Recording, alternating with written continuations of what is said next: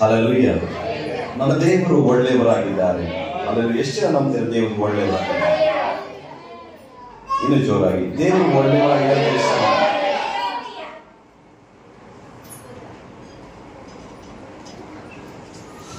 Price the lord. ಸ್ತೋತ್ರ ಸ್ತೋತ್ರ ತಂದೆ. ಆತನು ಅದ್ಭುತಗಳನ್ನು ಮಾಡುವವರಾಗಿದ್ದಾರೆ. ಅತಿಶಯಗಳನ್ನು ಮಾಡುವ ದೇವರು, ಜೀವ ಸ್ವರೂಪನಾದ ದೇವರು. ಆಮೇಲೆ ಆತನು ಒಳ್ಳೆಯದನ್ನೇ ಮಾಡುವ ದೇವರು. ನನಗೇನು ಸಂತೋಷ ಅಂದ್ರೆ ದೇವರು ಒಂದೊಂದು ದಿನ ಒಂದೊಂದು ಕಾರ್ಯವನ್ನು ನನಗೆ ಕಳಿಸ್ಕೊಡ್ತಾ ಇದ್ದಾರೆ. ನಿಮ್ಮ ಮುಖಾಂತರ ನಾನು ಕಳೀತಾ ಇದ್ದೀನಿ. ನಾನು ಕೆಲವೊಂದು ಹೇಳೋದನ್ನ ನೀವು ಫಾಲೋ ಮಾಡ್ತಿದ್ದೀರಾ. ನಿಮ್ಮಲ್ಲೂ ದೇವರು ದೊಡ್ಡ ಕಾರ್ಯ ಮಾಡಿ. ನನ್ನ ಉದ್ದೇಶ ಒಂದೇ ಒಂದು, ನನ್ನ ಉದ್ದೇಶಕ್ಕೆ ಕೇಳಿದ್ರೆ ಒಂದೇ ಒಂದು, ಎಲ್ಲ ಹೆಣ್ಣು ಮಕ್ಕಳು, ಎಲ್ಲ ದೊಡ್ಡವರಿಂದ ಚಿಕ್ಕವರವರೆಗೂ ಪ್ರಾರ್ಥನೆ ಮಾಡಿದಾಗ ಅಭಿಷೇಕ ಹಿಡಿಬೇಕು. ಪ್ರಾರ್ಥನೆ ಮಾಡಿದಾಗ ನಡುಕ ಉಂಟಾಗಬೇಕು. ಪ್ರಾರ್ಥನೆ ಮಾಡುವಾಗ ಆಗಲ್ಲ ಅನ್ನೋ ಕಾರ್ಯವು ನಾನು ಪ್ರಾರ್ಥನೆ ಮಾಡಿ ಜಯಿಸ್ತೀನಿ, ಆ ದೇವರು ನನಗೆ ಮಾಡ್ತಾರೆ, ಆ ನಂಬಿಕೆ ಒಳಗಡೆ ಬರಬೇಕು. ಆಮೇಲೆ ಅದು ಬರಬೇಕು. ಇವಾಗ ಏನಂದ್ರೆ ಎಲ್ಲಾ ಮನುಷ್ಯರ ಮನಸ್ಥಿತಿ ಹೆಂಗಿದೆ ಗೊತ್ತಾ? ಮೋಶೆ ನಮ್ಮನ್ನು ನಡ್ಸ್ಕೊಂಡು ಬಂದ. ಅವ್ನು ಸೀನಾಯಿ ಬೆಟ್ಟಕ್ಕೆ ಹೋಗಿ 40 ದಿವಸ ಆಯ್ತು. ಅವ್ನು ಇದಾವ ಇರುವ ಗೊತ್ತಿಲ್ಲ. ನಮ್ಮ ಮುಂದೆ ನಡೆಸೋರು ಯಾರಂತ ಗೊತ್ತಿಲ್ಲ. ನಮಗಾಗಿ ಒಂದು ಮೂರ್ತಿಯನ್ನು ಮಾಡಿಕೊಡು ಅಂತ, ವಿಗ್ರಹವನ್ನು ಮಾಡಿಕೊಡು ಅಂತ ಯಾರನ್ನ ಕೇಳಿದ್ರು? ಆರೋನನ್ನ ಕೇಳಿದ್ರು. ಇವಾಗ ಎಲ್ಲಾರ ಮೈಂಡ್ ಸೆಟ್ ಹಂಗೆ ಇದೆ. ಯಾರು ನಮ್ಮ ನಡ್ಸೋರು ಮುಂದೆ ಯಾರಿದ್ದಾರೆ? ಅವ್ರು ಇಲ್ವಲ್ಲ, ಇವ್ರು ಇಲ್ವಲ್ಲ, ನಾವು ಯಾರ ಹತ್ರ ಹೋಗೋಣ, ಏನ್ ಮಾಡೋಣ? ಈ ಮೈಂಡ್ ಸೆಟ್ ಅಲ್ಲಿ ಇದುವರೆಗೂ ತುಂಬಾ ಜನ ಇದ್ದೀರಾ. ಆದ್ರೆ ಯಾವಾಗ ನನ್ನ ದೇವರಾಗಿರುವ ಕರ್ತನು ಐಗುಪ್ತದಿಂದ ಬಿಡಿಸಿಕೊಂಡು ಬಂದ ದೇವರು ಇದಕ್ಕೆ ಮುಂದೆನೂ ಕಾನಾನ್ ದೇಶವನ್ನು ಸ್ವತಂತ್ರಿಸಿಕೊಂಡು ನಡೆಸ್ತಾರೆ ಅಂತ ಆ ನಂಬಿಕೆ ನಿಮ್ಮ ಒಳಗಡೆ ಇರಬೇಕು.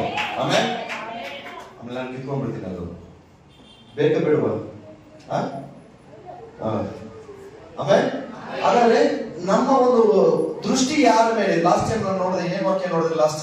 ಲಾಸ್ಟ್ ವೀಕ್ ಏನ್ ವಾಕ್ಯ ನೋಡಿದ್ರಿ? ಜೋರಾಗಿ ಹೇಳ್ಬೇಕು. ಯಾರ ಬಲ?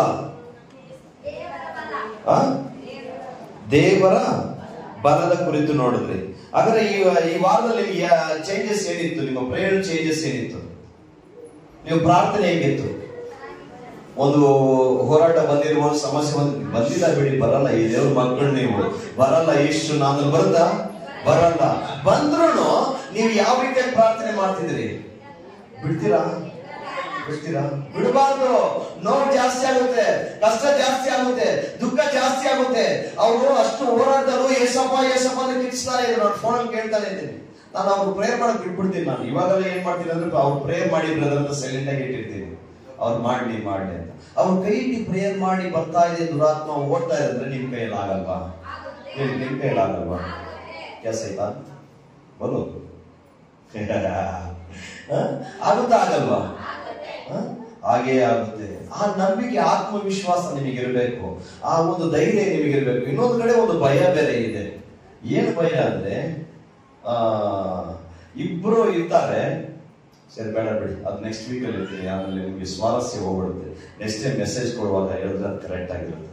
ಇವಾಗ ಟಾಪಿಕ್ ಹೋಗೋಣ. ಇವತ್ತಿನ ಟಾಪಿಕ್ ಏನಂದ್ರೆ ಯುವರ್ ಟೈಮ್ ಈಸ್ ಕೇಮ್. ನಿಮ್ಮ ಸಮಯ ಬಂದಿದೆ. ಇದನ್ನ ತಿಳ್ಕೊಳ್ಳೋ ಒಂದು ಟಾಪಿಕ್ ಬಗ್ಗೆ ನಾನು ಮಾತಾಡ್ತೀನಿ. ನಿಮ್ಮ ಸಮಯದ ಕುರಿತು. ನಿಮ್ಮ ಸಮಯ ಇವಾಗ ನೋಡಿ. ಸಿಸ್ಟರ್, ನಿಮ್ಮ ಮಗನ ಮದುವೆ ಯಾವಾಗ ಮಾಡ್ತೀರಾ? ಸಮಯ ಫಸ್ಟ್ ಸಮಯ ಬಂದಿಲ್ಲ. ಎಷ್ಟು ವರ್ಷಕ್ಕೆ ಮಾಡ್ತಾರಂತೆ? 20 ವರ್ಷ. 20 ವರ್ಷಕ್ಕೆ ಮಾಡ್ತಾರಂತೆ. ಆಯ್ತಾ? ಹಾಗಾದ್ರೆ ಒಂದು ಮದುವೆಗೆ ಒಂದು ಸಮಯ ಇದೆ, ಮಕ್ಕಳು ವಿದ್ಯಾಭ್ಯಾಸಕ್ಕೆ ಸಮಯ ಇದೆ, ಅವ್ರ ಕೆಲ್ಸಕ್ಕೆ ಹೋಗೋ ಸಮಯ ಇದೆ, ಅವ್ರಿಗೆ ಎಲ್ಲದಕ್ಕೂ ಸಮಯ ಇದೆ, ಊಟ ಮಾಡೋದಕ್ಕೆ ಸಮಯ, ನಿದ್ದೆ ಮಾಡೋದಕ್ಕೆ ಸಮಯ, ಎಲ್ಲದಕ್ಕೂ ಒಂದು ಟೈಮ್, ಒಂದು ದಿನ ಇದೆ. ದಿನ ಇದೆ ತಾನೆ? ಆ ದಿನ, ಒಂದು ಸಮಯ, ಒಂದು ಎಲ್ಲ ದಿನ ಸಮಯದೆಲ್ಲ ಇದೆ, ಒಂದೇ ಬರುತ್ತೆ. ಓಕೆನಾ? ಸೊ ಕೆಲವೊಂದು ವಿಚಾರಗಳಿಗೂ ನಮ್ಮ ಜೀವಿತದಲ್ಲಿ ಒಂದು ಸಮಯ ಇದೆ. ಅದಕ್ಕೆ ಅಪೊಸ್ತಲನಾಗಿ ಪೌಲ ಹೇಳ್ತಾನೆ, ಸಮಯವನ್ನು ನೋಡಿದ್ರೆ ನೀವೆಲ್ಲ ಹೆಂಗಾಗ್ಬೇಕಂತೆ? ಬೋಧಕರಾಗಿರ್ಬೇಕಾಗಿತ್ತು. ಏನಾಗಿರ್ಬೇಕಂತಂದ್ರೆ ನೀವೆಲ್ಲ ಬೋಧಕರಾಗಿರ್ಬೇಕಾಗಿತ್ತು. ಆದ್ರೆ ಏನಾಗಿದ್ದೀರಾ? ಇನ್ನ ಹಾಲು ಕುಡಿಯುವ ಹಳೆ ಕೂಸು, ಚಿಕ್ಕ ಎಳೆ ಕೂಸು ಅಂತ ಇದ್ದೀರಾ, ಚಿಕ್ಕ ಮಕ್ಕಳಂತ ಇದ್ದೀರಾ ಅಂತ ಅಪೊಸ್ತಲನಾಗಿ ಪೌಲ ಹೇಳ್ತಾನೆ. ಆಮೇಲೆ ಹಾಗಾದ್ರೆ ಇವಾಗ ಸಮಯ ಏನ್ ಬಂದಿದೆ? ಆ ಸಮಯ ಬಂದಿದೆ. ಆ ಸಮಯ ಬಂದಿರೋದು ಕುರಿತು ನಾನು ಒಂದು ಸಂಕ್ಷಿಪ್ತವಾಗಿ ಅರ್ಧ ತರ ಬೇಗನೆ ಮುಗಿಸ್ತೀನಿ. ಯಾಕಂದ್ರೆ ಸಮಯ ಇವತ್ತಾಯ್ತು ಅಂತ ಬೇಜಾರು ಮಾಡ್ಕೊಳ್ಬೇಡಿ, ಚಿಂತೆ ಮಾಡಬೇಡಿ. ದೇವರ ಸಮಯದಲ್ಲಿ ಎಷ್ಟು ಸಮಯ ಕಳೀತಿರೋ ಅದಕ್ಕೆ ಪ್ರತಿಫಲವನ್ನು ಯಾರು ಕೊಡ್ತಾರೆ? ಕೊಡ್ತಾರ? ನಿಮ್ಮ ಒಂದೊಂದು ಸಮಯ ಅಮೂಲ್ಯವಾದದ್ದು, ನಿಮ್ಮ ಒಂದೊಂದು ಕೂತ್ಕೊಂಡಿರೋ ಕಾರ್ಯ ಅಮೂಲ್ಯವಾದದ್ದು. ಅದಕ್ಕೆ ಬರಬೇಕಾದ ಪ್ರತಿಫಲವು ದೇವರಿಂದ ಖಂಡಿತವಾಗಿ ಬಂದೇ ಬರುತ್ತೆ. ಆಮೇಲೆ ಆಲ್ರೆಡಿ ಊಟ ಟೈಮ್ ಮುಗ್ದೋಯ್ತು. ಒಂದು ಮುಕ್ಕಾಲು ಆಗ್ತಾ ಇದೆ. ಒಂದು ಮುಕ್ಕಾಲು ಮೆಸೇಜ್ ಇಟ್ಕೊಂಡು ಕೂತ್ಕೊಂಡಿದ್ದೀರಾ ಅಂತೀರ. ಆಮೇಲೆ ಅವ್ರು ಬಿಡಿ, ಅವ್ರು ಓಡಾಡ್ಲಿ. ದೇವ್ರ ರಾಜ್ಯದಲ್ಲಿ ಅವರು ಓಡಾಡ್ತಾ ಇರ್ತಾರೆ. ಪ್ರೈಸ್ ದಿ ಲಾರ್ಡ್, ಸ್ತೋತ್ರ. ಹಾಗಾದ್ರೆ ಎಲ್ಲದಕ್ಕೂ ಒಂದು ಸಮಯ ಇದೆ ಪ್ರಿಯರೇ. ಯಾವಾಗ ನಾವು ಅದನ್ನ ತಿಳಿದುಕೊಂಡು ಇದು ನನ್ನ ಸಮಯ ಬಂದಿದೆ ಅಂತ ನಾನು ತಿಳ್ಕೋಬೇಕು. ಅರ್ಥ ಆಯ್ತಾ? ಇವಾಗ 24 ವಯಸ್ಸಾಯ್ತು, ಅವ್ರು 20 ವಯಸ್ಸು ಮದುವೆಗೆ 20 ವರ್ಷ ಆಗ್ಬೇಕು ಅಂತ ಹೇಳಿದ್ರು. 25, 25 ಆಯ್ತು, 30 ಆಯ್ತು. ಅವಾಗ ನಾನು ಮದುವೆ ಆಗ್ತಾನ ಇಲ್ವಾ? ಹೆಣ್ಣು ಸಿಗಲ್ಲ. ಇವಾಗ 30, 32, 34 ಹೋದ್ರೆ ಏಜ್ ಬಾಳ ಆಗೋಯ್ತು, ಅವ್ನ ವಯಸ್ಸು ಮುಗ್ದೋಯ್ತು. ಅವ್ನು ಈ ವಯಸ್ಸು, ಅವ್ನ ವಯಸ್ಸಿಗೆ ತಕ್ಕಂತೆ ದೊಡ್ಡ ಆರ್ಟಿನೇ ಸಿಗ್ತಾರೆ. ಕರೆಕ್ಟಾ? ಅದಕ್ಕಿಂತ ಚಿಕ್ಕ ವಯಸ್ಸಲ್ಲಿ ಮದುವೆ ಆಗಲ್ಲ. ಹಾಗಾದ್ರೆ ಒಂದು ಸಮಯ ಇದೆ. ಆ ಸಮಯದಲ್ಲಿ ಏನೇನು ನಡಿಬೇಕಂತ ನಡಿಬೇಕು. ಆ ಕಾಲದಲ್ಲಿ ಏನ್ ಮಾಡ್ತಿದ್ರು? 18 ವಯಸ್ಸು, 17 ವಯಸ್ಸು, 13 ವಯಸ್ಸು ಮದುವೆ ಮಾಡಿದ್ರು ಹೆಣ್ಮಕ್ಳನ್ನ. ಊರಲ್ಲಿ ಇವಾಗ್ಲೂ ಇದೆ. ಕರೆಕ್ಟ್ ಆಗ ಏನಮ್ಮ? ಆ ಊರಲ್ಲಿ ನಾನಾದ್ರೂ ಇರಬಾರ್ದಾಗಿತ್ತ? ಹಂಗೆ ಯೋಚನೆ ಮಾಡ್ತಿದ್ಯಾ? ಹಲ್ಲೆಲೂಯಾ. ಎಲ್ಲರೂ ಒಂದು ಸಮಯ ಇದೆ ತಾನೆ? ಕರೆಕ್ಟ್ ತಾನೆ?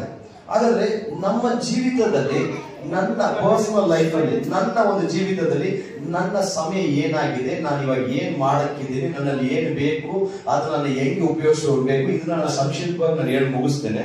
ನಾವು ಫಸ್ಟ್ ವಾಕ್ಯ ನೋಡೋಣ. ಪ್ರಸಂಗಿ 3:1. ಪ್ರಸಂಗಿ 3:1.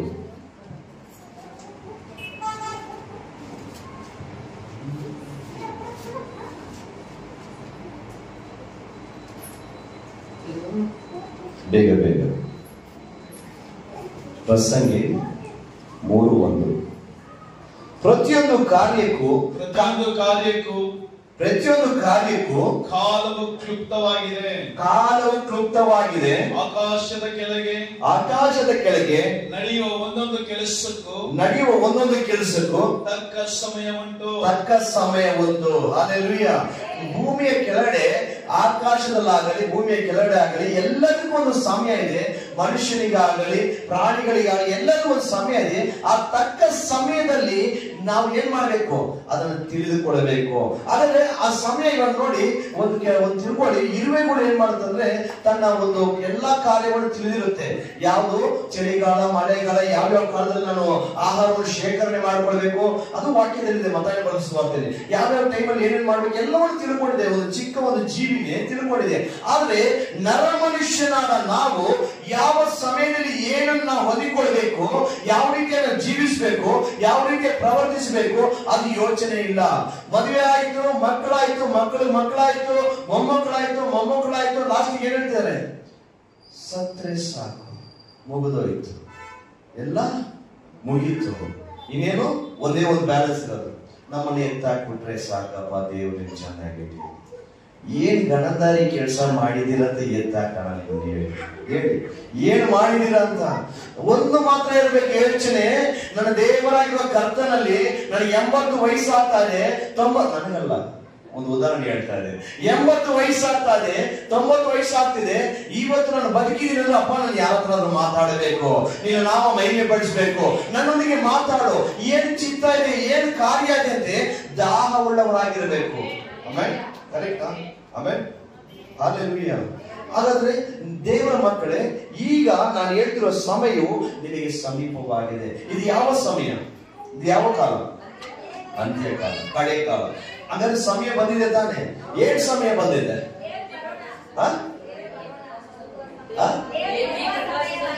ಎದ್ದೆ ಪ್ರಕಾಶಿಸುವ ಸಮಯ. ಹೀಗೆ ಕೂತ್ಕೊಂಡಿರ್ತೀರಾ, ನಾನೇನೆ ಫೇರ್ ಅಂಡ್ ಲವ್ಲಿ ಎಲ್ಲ ಫೇಸ್ ವಾಶ್ ಎಲ್ಲ ತಕ್ಕೊಂಡು, ಮುಖದಲ್ಲಿ ಪಾಲಿಶ್ ಹಾಕೊಂಡು, ಮೇಕಪ್ ಪಾರ್ಲರ್ ಹೋಗಿ ಎಲ್ಲ ಮುಖ ಕ್ಲೀನ್ ಆಗಿ ತೊಳ್ಕೊಂಡು ಮೇಕಪ್ ಮಾಡಿ ಪ್ರಕಾಶಿಸ್ತೀರ ಇಲ್ವಾ? ಜ್ವರ ಹೇಳಬೇಕು. ನಾಳೆ ನೀವು ಹೋಗ್ತೀರಾ ಪಾರ್ಲರ್ಗೆ, ನೆಕ್ಸ್ಟ್ ವೀಕ್ ಫುಲ್ ಬ್ರೈಟ್ ಆಗಿ ಬರ್ತೀರಾ? ಅದಲ್ಲ ನಾನು ಹೇಳ್ತಾ ಇರೋದು. ಪ್ರಕಾಶಿಸುವುದಂದರೆ ದೇವರ ಆತ್ಮನಿಂದ ತುಂಬಲ್ಪಟ್ಟು ಅಭಿಷೇಕದಿಂದ ಬೆಂಕಿಯಾಗಿ ಪ್ರಾರ್ಥನೆಯಲ್ಲಿ, ಬಿಡುಗಡೆಯಲ್ಲಿ, ದೇವರ ವಾಕ್ಯವನ್ನು ಮಾತಾಡುವುದರಲ್ಲಿ, ದೇವರ ಸಮ್ಮುಖದಲ್ಲಿ ಸಮಯ ಕಳೆಯುವುದರಲ್ಲಿ, ದೇವರ ಸುವಾರ್ತೆ ಸಾರುವುದರಲ್ಲಿ ಪ್ರಕಾಶಿಸುವ ಸಮಯ ಬಂದಿದೆ. ಇದು ಅಂತ್ಯಕಾಲದ ಸಮಯ. ವಾಕ್ಯದಲ್ಲಿ ಬರೆದಿರೋ ಪ್ರಕಾರ ಅಂತ್ಯಕಾಲದಲ್ಲಿ ಏನೇನು ನಡೆಯುತ್ತೋ ಅದಕ್ಕೆಲ್ಲ ನಾವು ಸಿದ್ಧರಾಗಿರ್ಬೇಕು. ಹಲ್ಲೆಲೂಯಾ. 10th ಮುಗಿದ ಮೇಲೆ ಕಾಲೇಜ್ಗೆ ಹೋಗಕ್ಕಾಗಲ್ಲ, ಕರೆಕ್ಟಾ? ಕೆಲವೊಬ್ರು ಹಂಗೆ ಹೋಗ್ತಾರೆ, ಫೇಲ್ ಆದ್ರು ಹೋಗ್ತಾರಮ್ಮ, ಹೋಗ್ತಾರೆ. ಆಮೇಲೆ ಹಂಗೆ ಸೆಕೆಂಡ್ ವ್ಯೂ ಮುಗಿಯೋಷ್ಟಿಗೆ ಏನ್ ಮಾಡ್ತಾರೆ, ಪಾಸ್ ಮಾಡ್ಕೊಳ್ತಾರೆ. ಕೆಲವೊಂದು ಕ್ವಾಲಿಫಿಕೇಶನ್, ಕೆಲವೊಂದು ಇದಕ್ಕೆ ಒಂದೊಂದು ಕೆಲಸ ಅಂತಿದೆ, ಕರೆಕ್ಟಾ?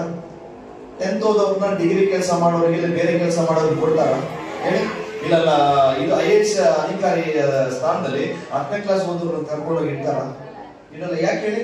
ಕೆಲವೊಂದು ಕ್ವಾಲಿಫಿಕೇಶನ್ ಇದೆ, ಕೆಲವೊಂದು ಅರ್ಹತೆ ಇದೆ.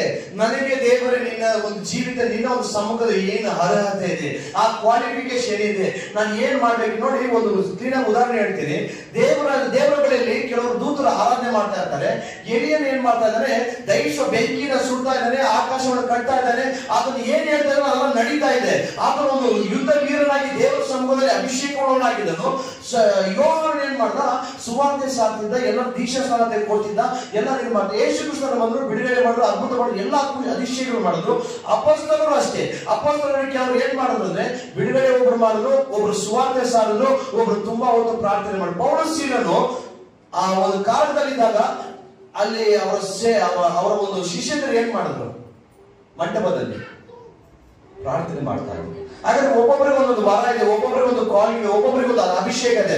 ಮನೆಯವರು ಪ್ರೇಯರ್ ಮಾಡ್ತಾರೆ, ಆರಾಧನೆ ಮಾಡ್ತಾರೆ, ಪಾಸ್ಟರ್ ಮಾತಾಡ್ತೀರಿ, ವಾಕ್ಯ ಮಾತಾಡ್ತೀರಿ, ಹಾಗಾದ್ರೆ ಕೆಲವೊಂದು ಬಿಡುಗಡೆ ಮಾಡ್ತೀವಿ. ಇದೆಲ್ಲ ಒಂದೊಂದು ವರಗಳು. ಆದ್ರೆ ಯೂನಿಕ್ ಆಗಿರೋ ವರಗಳು ಕೆಲವೊಂದು ಇದೆ. ಯೂನಿಕ್ ಅಂದ್ರೆ ಎಲ್ಲರಿಗೂ ಕಾಮನ್ ಆಗಿ ಕೊಡುವ ಒಂದು ವರಗಳಿದೆ, ಎಲ್ಲರಿಗೂ ಕಾಮನ್ ಆಗಿ ಬರುವ ಒಂದು ಅಭಿಷೇಕ ಇದೆ, ಆತ್ಮ ಇದೆ. ಆದ್ರೆ ಪರ್ಸನಲ್ ಆಗಿ ಪರ್ಟಿಕ್ಯುಲರ್ ಆಗಿ ಇವ್ರಿಗೆ ಮಾತ್ರ ಅದು ಸೀಮಿತವಾಗಿರೋದು, ಇವ್ರಿಗೆ ಮಾತ್ರ ಇರೋದು ಆತ್ಮ, ಇವ್ರಿಗೆ ಮಾತ್ರ ಇರೋ ವರ ಅನ್ನೋದು ಕೆಲವೊಂದಿದೆ. ಅರ್ಥ ಆಗ್ತಿದ್ಯಾ? ಸೊ ಇದರಲ್ಲಿ ನಾವು ಯೂನಿಕ್ ಆಗಿ ಈ ಕಡೆಯ ಕಾಲದಲ್ಲಿ ಆ ಪರ್ಸನಲ್ ಸ್ಪಿರಿಟ್ ಬಗ್ಗೆ ನಾನು ಇನ್ನೊಂದ್ಸರಿ ಮಾತಾಡ್ತೀನಿ. ಇವಾಗ ಎಲ್ಲರಿಗೂ ಯೂನಿಕ್ ಆಗಿ ಎಲ್ಲರಿಗೂ ಒಂದೇ ಸರಿ ಕೊಡುವಂತ ಒಂದು ವರ ಅದು ಏನು, ಆ ಆತ್ಮ ಏನು, ಇದನ್ನ ನಾವು ತಿಳ್ಕೊಳ್ಳೋಣ. ಅರ್ಥ ಆಗ್ತಿದೆ? ಇದನ್ನ ನಾವು ತಿಳ್ಕೊಳ್ಳೋಣ. ಮೊದಲಾಗಿ ದೇವರ ಸಮ್ಮುಖದಲ್ಲಿ ನಾವು ವಾಕ್ಯ ಬರೆಯಲ್ಪಟ್ಟಿದೆ, ದೇವರ ಸಮ್ಮುಖದಲ್ಲಿ ಪ್ರಕಾಶಿಸುವ ಸಮಯ ಬಂದಿದೆ. ಹಲ್ಲೆಲೂಯಾ. ಈ ದಿನವು ಕಡೆ ಕಾಲದಲ್ಲಿ ಪ್ರಕಾಶಿಸುವ ಸಮಯ. ಯೆಶಾಯನ ಪ್ರವಾದನ ಗ್ರಂಥ 60ನೇ ಅಧ್ಯಾಯ 1-3. ಯೆಶಾಯನ ಪ್ರವಾದನ ಗ್ರಂಥ 60ನೇ ಅಧ್ಯಾಯ 1-3. ಬೇಗ ಓದಿ ಮುಗಿಸ್ತೇನೆ ನಾನು ಬೇಗ.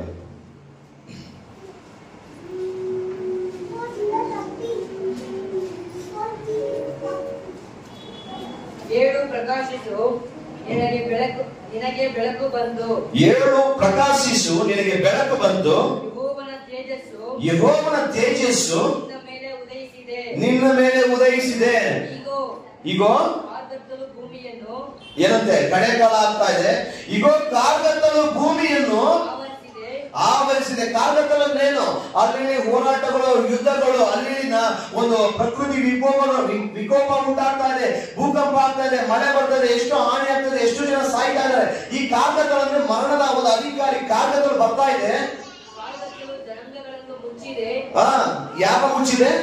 ಜನಾಂಗಗಳನ್ನು ಮುಚ್ಚಿದೆ. ನಿನ್ನ ಮೇಲೆ. ಯಾರ ಮೇಲೆ? ಹೇಳಿ, ನನ್ನ ಮೇಲೆ. ಹೇಳಿ, ನನ್ನ ಮೇಲೆ. ಯೆಹೋವನು ಉದಯಿಸುವನು, ಆತನ ತೇಜಸ್ಸು ಯಾರಲ್ಲಿ ಕಾಣಿಸುತ್ತೆ? ನಿನ್ನಲ್ಲಿ ಕಾಣಿಸುತ್ತೆ. 3. ಜನಾಂಗಗಳು ನಿನ್ನ ಬೆಳಕಿಗೆ ನೆರೆಯುವರು. ಅರಸರು ನಿನ್ನಲ್ಲಿರುವ ಉದಯ ಪ್ರಕಾಶಕ್ಕೆ ಬರುವರು. ಅರ್ಥ ಆಗ್ತಿದೆ? ಯಾರ್ಯಾರು ಅರ್ಥ ಆಗಿಲ್ಲ? ಅರ್ಥ ಆಗಿಲ್ಲ? ಓಕೆ, ಹಾಗಾದ್ರೆ ಕ್ಲಿಯರ್ ತಿಳ್ಕೊಳ್ಳಿ. ವಾಕ್ಯ ಅರ್ಥ ಆಗಿಲ್ಲ ಕೈ ತೆಗೀರಿ, ಕೇಳಿ, ನಾನು ಹೇಳ್ತೀನಿ ನಿಮಗೆ. ಪ್ರಕಾಶಿಸು, ನಿನಗೆ ಬೆಳಕು ಬಂತು. ಆ ಬೆಳಕು ಏನಂದ್ರೆ ನಿನಗೆ ಈ ಟೈಮು ಬಂದಿರೋ ಟೈಮ್ ಏನಂದ್ರೆ ನೀನು ಪ್ರಕಾಶಿಸುವ ಸಮಯ. ಏನು ಪ್ರಕಾಶಿಸುವುದಂದ್ರೆ ಪ್ರಾರ್ಥನೆಯಲ್ಲಿ, ಅಭಿಷೇಕದಲ್ಲಿ, ಅದ್ಭುತ ಮಾಡೋದ್ರಲ್ಲಿ, ವಾಕ್ಯ ಓದೋದ್ರಲ್ಲಿ, ವಾಕ್ಯ ಬೋಧಿಸೋದ್ರಲ್ಲಿ, ಇಲ್ಲ ಸಾಕ್ಷಿ ಹೇಳೋದ್ರಲ್ಲಿ, ಏನ್ ನಿನಗೆ ಯೂನಿಕ್ ಆಗಿ ದೇವರು ಕೊಟ್ಟಿದ್ದಾರೋ ಅದು ದೇವರು ನಿಮ್ಮೊಂದಿಗೆ ಮಾತಾಡ್ತಾರೆ. ಆ ಸಮಯ ಇವಾಗ ಬಂದಿದೆ. ನೀನು ಪ್ರಿಪೇರ್ ಆಗ್ಬೇಕು, ನೀನು ರೆಡಿ ಆಗ್ಬೇಕು. ಯಾಕಂದ್ರೆ ಇದು ಕಡೆಯ ಕಾಲ. ಲೋಕದಲ್ಲಿ ಅಂಧಕಾರವು ಮುಚ್ಚಲ್ಪಟ್ಟಿದೆ. ಈಗ ಮನುಷ್ಯರ ಮೇಲೆ ಅಂಧಕಾರವು ಆಳ್ವಿಕೆ ಮಾಡ್ತಾ ಇದೆ. ಆದ್ರೆ ಬಟ್ ನೀನೇ ದೇವರು ಆ ಬೆಳಕನ್ನು ಕೊಟ್ಟಿದ್ದಾನೆ. ಯೆಹೋವನೇ ಆ ತೇಜಸ್ಸು, ಆ ಬೆಳಕು ನಿನ್ನಲ್ಲಿ ಉದಯಿಸಿದೆ. ನಿನ್ನಲ್ಲಿ ವಾಕ್ಯ ಬರೆಯಲ್ಪಟ್ಟಿದೆ, ಯೇಸು ಕ್ರಿಸ್ತನು ಲೋಕಕ್ಕೆ ಬೆಳಕಾಗಿ ಬಂದನು, ಅವನು ಮನುಷ್ಯನಿಗೆ ಬೆಳಕಾಗಿದ್ದನು ಅಂತ. ದೇವರ ಬೆಳಕು ಅವನಲ್ಲಿ ಇತ್ತು ಅಂತ ವಾಕ್ಯ ಬರೆಯಲ್ಪಟ್ಟಿದೆ. ಕರೆಕ್ಟಾ ಇಲ್ವಾ? ದೇವರ ಬೆಳಕು, ಯೇಸು ಕ್ರಿಸ್ತನ ಬೆಳಕು ಅವರಲ್ಲಿ ಇತ್ತು ಅಂತ ವಾಕ್ಯ ಬರೆಯಲ್ಪಟ್ಟಿದೆ. ಆದರೆ ಈ ಬೆಳಕು ನಿಮಗೆ ಉದಯಿಸುವಂತದ್ದಾಗಿದೆ. ಜನಾಂಗಗಳು ನಿಮ್ಮನ್ನು ಹುಡುಕಿ ಬರುವವರು ಯಾವ ರೀತಿಯಾಗಿ ಹುಡುಕಿ ಬರ್ತಾರಂದ್ರೆ, ಇವಾಗ ಲೈಟ್ ಆಗಿದ ತಕ್ಷಣ ಹೊರಗಡೆ ಇರುವ ಎಲ್ಲ ಹುಳ, ಯಾವ್ದಾದ್ರು ಮಳೆ ಟೈಮಲ್ಲಿ ಬರುತ್ತಲ್ಲ, ಏನಂತಾರ ಅದಕ್ಕೆ? ಬೂಚಿ ಅಂತಾರ. ಹಾರ್ಕೊಂಡು ಬರುತ್ತಲ್ಲ, ಏನಂತಾರೆ ಅದಕ್ಕೆ? ಈಚಲ್. ಕನ್ನಡದಲ್ಲಿ ಏನಂತಾರೆ? ಸರಿ, ಏನೋ ಹುಳ ಎಲ್ಲ ಬರುತ್ತೆ ಬಿಡಿ. ಲೈಟ್ ಆದಾಗ ನೊಣ ಹುಳ ಹೆಂಗ್ ಬರುತ್ತೆ, ಆ ತರ ನಿನ್ನಲ್ಲಿ ಬೆಳಕು ಬಂದಾಗ ನಿನ್ನನ್ನು ಹುಡುಕಿ ಜನಾಂಗಗಳು ಬರ್ತಾರೆ, ನಿನ್ನನ್ನು ಹುಡುಕಿ ಸಂಬಂಧಿಕರು ಬರ್ತಾರೆ. ಅಣ್ಣ ನನಗೆ ಪ್ರೇಯರ್ ಮಾಡು, ಅಣ್ಣ ನನಗೆ ನಿನ್ನ ಸೇವಕರ ಹತ್ರ ಕರ್ಕೊಂಡೋಗು, ನಿನ್ನ ಸಭೆ ಕರ್ಕೊಂಡೋಗು. ನಿನ್ನ ಜೀವಿತದಲ್ಲಿ ಬಿಡುಗಡೆ ಮಾಡಿದ ದೇವರು, ನಿನ್ನಲ್ಲಿ ಪ್ರಕಾಶವನ್ನು ಉಂಟು ಮಾಡಿದ ದೇವರು ನನಗೆ ಬಿಡುಗಡೆ ಮಾಡ್ಬೇಕು, ನಾನು ಮುಟ್ಟಬೇಕಂತ ನಿನ್ನನ್ನು ಹುಡುಕಿ ಬರ್ತಾರೆ. ಬರಲ್ಲ? ಆಮೇಲೆ ಈಗ ಬರಬೇಕಾದ್ರೆ ಮೊದಲದಾಗಿ ನೀನು ಎದ್ದೇಳ್ಬೇಕು. ಅರ್ಥ ಆಗ್ತಿದೆ? ಮೊದಲದಾಗಿ ಎದ್ದೇಳ್ಬೇಕು. ಯಾವ್ದ್ರಿಂದ ಎದ್ದೇಳ್ಬೇಕು? 7 ಪ್ರಕಾಶ. ಅಂದ್ರೆ ಯಾವ್ದು ಎದ್ದೇಳ್ಬೇಕಂದ್ರೆ ನಿಮಗಿರುವ ಸರ್ಕಮ್ಟೆನ್ಸ್, ಇದಾಗಲ್ಲ, ಇದು ಹಿಂಗೆ, ಇದು ರೋಗ, ಇದು ಕಷ್ಟ, ಇದು ನಡೆಯದೇ ಇಲ್ಲ, ಅಲ್ಲೋದೆ ಇಲ್ಲೋದೆ ಎಲ್ಲ ಬಿಟ್ಟಾಕ್ಬಿಡು. ನಾನು ನಿಂತಿರುವ ಸ್ಥಳವು ಸರ್ವಶಕ್ತನಾದ ಯೇಸು ಕ್ರಿಸ್ತನ ಸ್ಥಳವು. ನಾನು ಎದ್ದು ನಿಂತೀನಿ, ಆತನ ಪ್ರಕಾಶಪಡಿಸುವನು. ಯಾಕಂದ್ರೆ ವಾಕ್ಯ ಬರೆದ್ಬಿಡಿದೆ, ನೀವು ದೇವರ ರಾಯಭಾರಿ ಆಗಿದ್ದೀರಾ. ರಾಯಭಾರಿ ಅಂಬಾಸಿಡರ್ ಅಂದ್ರೆ ದೇವರನ್ನು ಪ್ರತಿಬಿಂಬಿಸುವವರು, ದೇವರನ್ನು ತೋರ್ಪಡಿಸುವವರು. ನೀವು ಬೆಳಕಾಗಿದ್ದು ದೇವರಿಗಾಗಿ ಜೀವಿಸುವವರಾಗಿದ್ದೀರಾ. ಎಷ್ಟು ಚೆನ್ನಾಗಿ ಅರ್ಥ ಆಯ್ತು? ಹಾಲೆಲೂಯ. ನಿದ್ದೆ ಬರೋಲ್ಲ, ಹಾಲೆಲೂಯ. ಮಳಿಗೆ ಎಬ್ಬರಿಸ್ತೇನೆ, ಹಾಲೆಲೂಯ. ಆದ್ದರಿಂದ ದೇವರ ಮಕ್ಕಳೇ, ನಾವು ಒಂದು ಮಾತ್ರ ತಿಳ್ಕೊಳ್ಳಿ, ನಿಮ್ಮ ಸಮಯ ಸಮೀಪವಾಗಿದೆ. ಎಷ್ಟು ದಿನ ಆಯ್ತು ನೀವು ಸಭೆಗೆ ಬಂದು? ಯೋಚನೆ ಮಾಡಿ, ಎಷ್ಟು ದಿನ ಆಯ್ತು ನಿಮ್ ಸಭೆಗೆ ಬಂದು? ಕೆಲವರು ನಾನು ರಕ್ಷಣೆ ಒಂದು 10 ವರ್ಷ ಆಯ್ತು ಗೊತ್ತಾ, ನಾನು 10 ವರ್ಷ, ಐ ಆಮ್ ಬೋರ್ನ್ ಕ್ರಿಶ್ಚಿಯನ್, ನಾನು ಹುಡುಗಾಗಿದ್ದ ಕ್ರೈಸ್ತನು, ನಾನು ಹಿಂಗೆ. ಏನು ಪ್ರಯೋಜನ? ಹುಡುಗಾಗಿದ್ದ ಕ್ರೈಸ್ತನಾಗಿ ಏನು ಪ್ರಯೋಜನ? 1 ವರ್ಷ ರಕ್ಷಣೆ ಒಂದು ಏನು ಪ್ರಯೋಜನ? 10 ವರ್ಷ ರಕ್ಷಣೆ ಒಂದು ಏನು ಪ್ರಯೋಜನ? ನಿನ್ನಲ್ಲಿ ಆ ಉದಯ, ಆ ಬೆಳಕು ಬಂದಿಲ್ವಲ್ಲ, ನಿನ್ನಲ್ಲಿ ಒಂದು ಹೋರಾಟದಿಂದ ಹೊರಗಡೆ ಹೋರಾಟ ಇದೆ. ಯಾವಾಗ ನೀವು ಮನಸ್ಸು ಮಾಡ್ತಿರ್ತೀರಿ, ಬದಿರ್ಕೊಳ್ಳಿ, ಯಾವಾಗ ದೇವರು ನಡಿಬೇಕಂತ ಮನಸ್ಸು ಮಾಡ್ತಿರೋ ಅಲ್ಲಿ ಸಮಸ್ಯೆ ಸ್ಟಾರ್ಟ್ ಆಗುತ್ತೆ, ಹೋರಾಟ ಸ್ಟಾರ್ಟ್ ಆಗುತ್ತೆ. ಕೆಲವೊಂದು ಹೋರಾಟ ಇದೆ, ಕೆಲವೊಂದು ಸಮಸ್ಯೆ ಇದೆ ಅಂದ್ರೆ ನಿಮ್ಮನ್ನು ದೇವರು ಎಲ್ಲೋ ಉನ್ನತ ಸ್ಥಾನದಲ್ಲಿ ನಿಲ್ಲಿಸ್ತಾ ಇದ್ದಾರೆ. ಮೋಶೆ ಹುಟ್ಟಬೇಕಾದ್ರೆ ಸಾಲನ ಮಕ್ಕಳನ್ನ ಮೋಶೆ ಹುಟ್ಟಬೇಕಾದ್ರೆ ಎಷ್ಟೋ ಮಕ್ಕಳನ್ನ ಕೊಂದ್ರು, ಎಷ್ಟೋ ಮಕ್ಕಳನ್ನ ಸಾಯಿಸಿದ್ರು. ಯೇಸು ಕ್ರಿಸ್ತನ ಹುಟ್ಟಬೇಕಾದ್ರೆ ಎಷ್ಟೋ ಮಕ್ಕಳನ್ನ ಕೊಂದ್ರು, ಎಲ್ಲ ತಡೆ ಆಯ್ತು. ಅದೇ ರೀತಿ ಕೆಲವೊಂದು ಕಾರ್ಯ ದೇವರು ಮುಂದೆ ಇಟ್ಟಿದ್ದಾರೆ ಅಂದ್ರೆ, ನಿಮ್ ಹೋರಾಟ ಸಮಸ್ಯೆ ಇದೆ ಅಂದ್ರೆ ಫಸ್ಟ್ ನೀವು ಎದ್ದು ನಿಂತಬೇಕು. ದೇವರು ನಾನು ನಿನಗಾಗಿ ಪ್ರಕಾಶಿಸ್ತೇನೆ, ನಿನಗಾಗಿ ಜೀವಿಸ್ತೇನೆ. ಈಗ ನನ್ನ ಸಮಯ ಬಂದಿದೆ. ಇದು ಯಾವ ಸಮಯ? ನನ್ನ ಸಮಯ. ಹೇಳಿ, ಈಗ ಇದು ನನ್ನ ಸಮಯ ಬಂದಿದೆ. ಈ ನನ್ನ ಸಮಯದಲ್ಲಿ ನಾನು ಪ್ರಕಾಶಿಸುವೆನು, ನಾನು ಕ್ರಿಸ್ತನಿಗಾಗಿ ಜೀವಿಸುವೆನು. ನೀವು ವಾಲಂಟಿಯರ್ ನೀವು ಏನ್ ಹೇಳ್ತೀರೋ, ನಿಮ್ಮ ಮನಸ್ಫೂರ್ತಿಯಾಗಿ ಏನ್ ಹೇಳ್ತೀರೋ, ಅಲ್ಲೇ ನಿಮ್ಮ ಮನಸ್ಫೂರ್ತಿ ಏನು ಒಪ್ಪಿಸ್ಕೊಟ್ಟಿರ್ತೀರೋ ಅದು ನಿಮ್ಮ ಜೀವಿತದಲ್ಲಿ ಆಮೇಲೆ ನಿಮ್ಮ ಜೀವಿತದಲ್ಲಿ ನೆರವೇರ್ತೀರಿ. ಮನಸ್ಫೂರ್ತಿ ಏನು ಒಪ್ಪಿಸ್ಕೊಡ್ತೀರೋ, ನಾನು ಕ್ರಿಸ್ತನಿಗಾಗಿ ಜೀವಿಸ್ತೇನೆ, ಆತನಿಗಾಗಿ ಪ್ರಕಾಶ ಹೊಂದುತ್ತೇನೆ. ಹೇಳುವಾಗ ದೇವರು ದೊಡ್ಡ ಕಾರ್ಯವನ್ನು ಮಾಡುವರಾಗಿದೆ. ನಿನ್ನ ಮೇಲಾದರೂ ಯೆಹೋವನು ಉದಯಿಸುವ ಯಾರ ಮೇಲೆ? ಎಷ್ಟು ಪರಿಶುದ್ಧನಾದ ದೇವರು, ಎಷ್ಟು ಮಹಿಮೆಯುಳ್ಳ ದೇವರು ನಿನ್ನ ಮೇಲಾದರೂ ಉದಯಿಸುವನು. ಆದರೆ ನನ್ನ ಮೇಲೆ ಉದಯಿಸ್ತಾನೆ, ನನ್ನ ಮೇಲೆ ಬರ್ತಾನೆ ಅಂದ್ರೆ ನಾನು ಎಷ್ಟು ಪ್ರಿಪೇರ್ ಆಗಿರ್ಬೇಕು. ಇವಾಗ ಒಂದು ಸಂಬಂಧಿಕರು ದಿಢೀರಂತ ಫೋನ್ ಮಾಡ್ಬಿಟ್ಟು, ಇವಾಗ ನಾನೇ ಅಮ್ಮ ನಿಮ್ ಮನೆಗೆ ಬರ್ತಾ ಇದ್ದೀನಿ, ಮನೆಗೆ ಪ್ರೇಯರ್ ಬರ್ತಾ ಇದ್ದೀನಿ ಅಂದ್ರೆ, ಈ ಬಿಟ್ಟಿತ್ತು, ಇದೇತು, ಟಿವಿ ಆಫ್ ಮಾಡು, ಇದೇತು, ಇದೇತು, ಕ್ಲೀನ್ ಮಾಡು, ಒರ್ಸು, ಎತ್ತು ಮಾಡ್ತೀರಾ? ಮಾಡಲ್ವ? ಏನ್ ಮಾಡ್ತೀರಾ? ಕ್ಲೀನ್ ಮಾಡಿ ಎಲ್ಲ ರೆಡಿ ಮಾಡಿ ಎಲ್ಲ ಮಾಡ್ತೀರಾ? ಮಾಡಲ್ವ? ಅದೇ ರೀತಿಯಾಗಿ ಸರ್ವಶಕ್ತನಾದ ದೇವರು ನಿಮ್ಮ ಒಳಗಡೆ ಬರುವಾಗ ನೀವು ಒಂದೊಂದಾಗಿ ಇರಬೇಕು. ಇದು ಬೇಡ, ಅದು ಬೇಡ, ಇದು ಚೆನ್ನಾಗಿಲ್ಲ, ಇದಕ್ಕಿರ್ಬೇಕು. ಈ ರೀತಿಯಾಗಿ ನಿಮ್ಮನ್ನು ನೀವು ಬದಲಾವಣೆ ಮಾಡ್ಕೋಬೇಕು. ಆಮೇಲೆ ನಿಮ್ಮನ್ನು ನೀವು ಬದಲಾವಣೆ ಮಾಡಬೇಕು. ಯಾಕಂದ್ರೆ ಪರಿಶುದ್ಧನಾದ ದೇವರು, ನಾನು ಪರಿಶುದ್ಧನಾಗಿರುವ ಪ್ರಕಾರ ನೀವು ಪರಿಶುದ್ಧವಾಗಿರಿ ಅಂತ ವಾಕ್ಯ ಹೇಳ್ಕೊಂಡಿದೆ. ಪರಿಶುದ್ಧತೆ ಇಲ್ಲದೆ ಒಬ್ಬನು ನನ್ನನ್ನು ದರ್ಶಿಸಲು ಸಾಧ್ಯವೇ ಇಲ್ಲ. ಆಮೇಲೆ ಹಾಗಾಗಿ ಅರ್ಥ ಆಗ್ತಿದೆಯಾ? ಇವಾಗ ಯಾವ ಟೈಮ್ ಬಂದಿದೆ ಹೇಳಿ, ಜೋರಾಗಿ ಹೇಳಬೇಕು. ಕೇಳ್ತಾ ಇಲ್ಲ ರೂಪ? ಯಾವ ಟೈಮು? ಜೋರಾಗಿ ಹೇಳ್ಬೇಕು. ರೂಪ ಹೇಳಿಲ್ಲ ಅಂದ್ರೆ ಮುಂದೆ ಕಳಿಸ್ಬಿಡ್ತೇನೆ. ಯಾವ ಟೈಮ್ ಬಂದಿದೆ? ಸೈತಾನ್ ಟೈಮ್ ಬಂದಿದೆಯಲ್ಲ, ಬರ್ಲಿ ಬರ್ಲಿ ಬರ್ಲಿ, wait wait wait wait wait, ಇವತ್ತಿನ ಇದೆ ಪ್ರೋಗ್ರಾಮ್. ಹಾಗಾದ್ರೆ ಯಾರ ಟೈಮ್ ಬಂದಿದೆ? ನನ್ನ ಟೈಮ್ ಬಂದಿದೆ. ನನ್ನ ಕುಟುಂಬ ಬದಲಾವಣೆಗೆ ನನ್ನ ಟೈಮ್ ಬಂದಿದೆ. ನನ್ನ ಮಕ್ಕಳ ಭವಿಷ್ಯವನ್ನು ಬದಲಾಯಿಸೋದಕ್ಕೆ ನನ್ನ ಟೈಮ್ ಬಂದಿದೆ. ನನ್ನ ಒಂದು ಸಂಬಂಧಿಕರು, ಅಣ್ಣ ತಮ್ಮ ಅಕ್ಕ ತಂಗಿ ಎಲ್ಲರನ್ನು ದೇವರೆಡೆಗೆ ನಡೆಸುವುದಕ್ಕೆ ನನ್ನ ಟೈಮ್ ಬಂದಿದೆ. ನಾನು ಎಲ್ಲೂ ನಿಲ್ಬೇಕು ಅವಶ್ಯಕತೆ ಇಲ್ಲ. ನನ್ನ ದೇವರಾಗಿರುವ ಕರ್ತನ ದೈವ ಬೇಕಂತ ನನ್ನ ಒಳಗಡೆ ಇದ್ದಾನೆ. ಆತನ ಕ್ರಿಯೆ ಮಾಡುವನಾಗಿ ಹಾಲೆಲೂಯಾ. ಮಾಡ್ತಾರೆ ಇಲ್ವಾ ದೇವರು? ಇವಾಗ ನೋಡಿ, ಇನ್ನೊಂದು 2 ವಿಷಯ ತಿಳ್ಕೊಳ್ಳಿ. ಅನೇಕ ಸಮಯ ನಮ್ಮ ಆಲೋಚನೆ ಹೆಂಗಿರುತ್ತಂದ್ರೆ, ಅದ್ಭುತ ಅತಿಶಯ ಮಾಡುವಾಗ, ಕೆಲವೊಂದು ಕಾರ್ಯ ಮಾಡುವಾಗ ಇವ್ರ ತರ ಇವ್ರ ಆತ್ಮ ನನ್ನ ಮೇಲೆ ಬರಬೇಕು, ಇವ್ರ ತರ ಅಭಿಷೇಕ ಬೇಕು, ಇವ್ರ ತರ ಮಹಿಮೆ ಬೇಕು ಅಂತ ನಾವು ಕೇಳ್ತೀವಿ. ಕರೆಕ್ಟಾ? ಕೇಳ್ತೀರಾ ಇಲ್ವಾ? ಕೆಲವರು ವರ್ಷಿಪ್ ಸಕ್ಕದ ಈ ರೀತಿಯಾಗಿ ವರ್ಷಿಪ್ ಮಾಡ್ಬೇಕಪ್ಪ, ಆ ಸ್ಪಿರಿಟ್ ಅಲ್ಲಿ ಅಭಿಷೇಕ ತುಂಬಿ ವರ್ಷಿಪ್ ಮಾಡ್ಬೇಕು ಅಂತ ಬಯಕೆ ಬರುತ್ತಾ ಬರಲ್ವಾ? ಕೆಲವೊಂದು ನಿಂತ್ಕೊಂಡು ಇಷ್ಟು ನಾವಲ್ಲಿ ಹೋಗು ಬೀಳು ಅಂದ ತಕ್ಷಣ ಬೀಳ್ತೇವೆ ನೋಡಿ, ಓಡ್ತಾರೆ ನೋಡಿ. ಇದು ನೋಡುವಾಗ ಈ ತರ ಅಭಿಷೇಕದಿಂದ ನಿಲ್ಬೇಕು, ಪ್ರಸನ್ನದಿಂದ ತುಂಬಬೇಕು. ಈ ತರ ನೀವು ಬಯಸ್ತೀರಾ ಇಲ್ವಾ? ಈ ಆತ್ಮ ನನ್ಗೆ ಬೇಕು ಅಂತ ಯಾರು ಕೇಳಲ್ಲ ಹೇಳಿ? ಆಮೇಲೆ ಸಿಗಲ್ಲ. ಆಮೇಲೆ ಯಾರ್ಯಾರು ಬಯಸ್ತೀರಾ? ಬಯಸ್ತಿರ್ತಾನೆ. ಈ ತರ ಆತ್ಮ ನನ್ಗೆ ಬೇಕು, ಈ ತರ ಪ್ರಾರ್ಥನೆ ಆತ್ಮ ಬೇಕು, ಈ ತರ ಅಭಿಷೇಕ ಇವ್ರು ಮಾಡ್ತಾರಲ್ಲ ಇವ್ರ ತರ ಬೇಕು, ಅವ್ರ ತರ ಬೇಕು.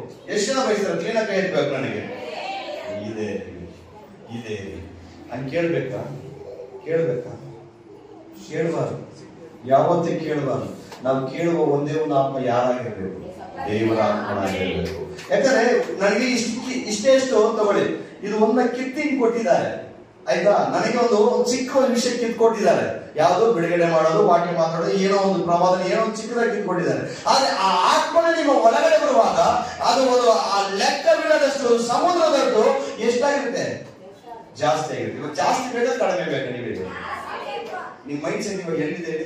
ಎ ಫಾರ್ ಅಲ್ಲೇ ಇದೆ. ಎ ಫಾರ್ ಆಂಟ್ ಹೋಗಿಲ್ಲ, ಏರೋಪ್ಲೇನ್ ಹೋಗಿಲ್ಲ, ಬಿ ಫಾರ್ ಬಾಲ್ ಹೋಗಿ ಬಾಲು, ಆಮೇಲೆ ಬಿ ಫಾರ್ ಬಲೂನ್ ಹೋಗಿಲ್ಲ.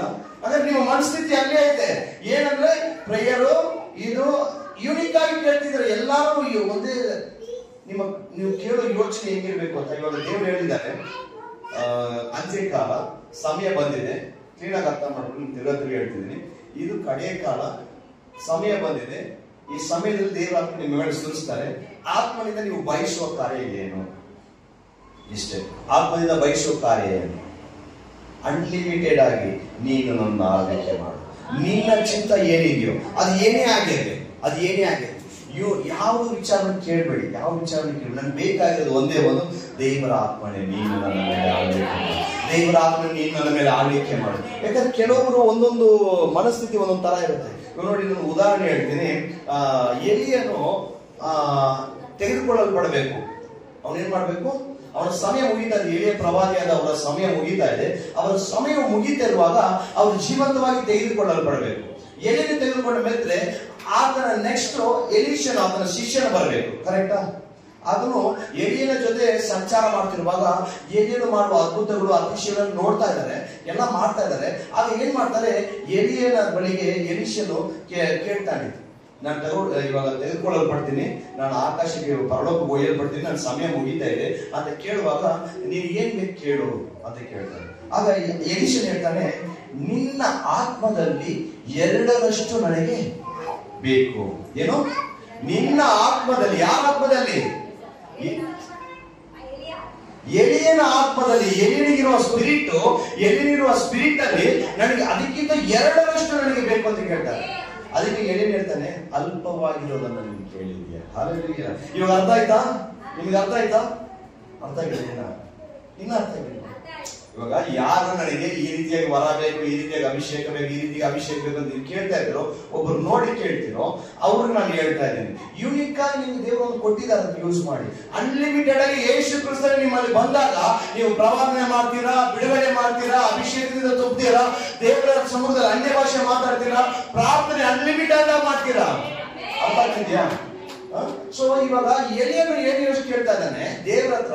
ದೇವರ ಆತ್ಮ ನಿನ್ನ ಮೇಲೆ ಹೆಂಗೆ ದೇವರ ಆತ್ಮ ಇಳಿದ್ರು ಅದೇ ರೀತಿ ದೇವರ ಆತ್ಮ ನನ್ನ ಮೇಲೆ ಇಳಿ ಅಂತ ಕೇಳಿಲ್ಲ.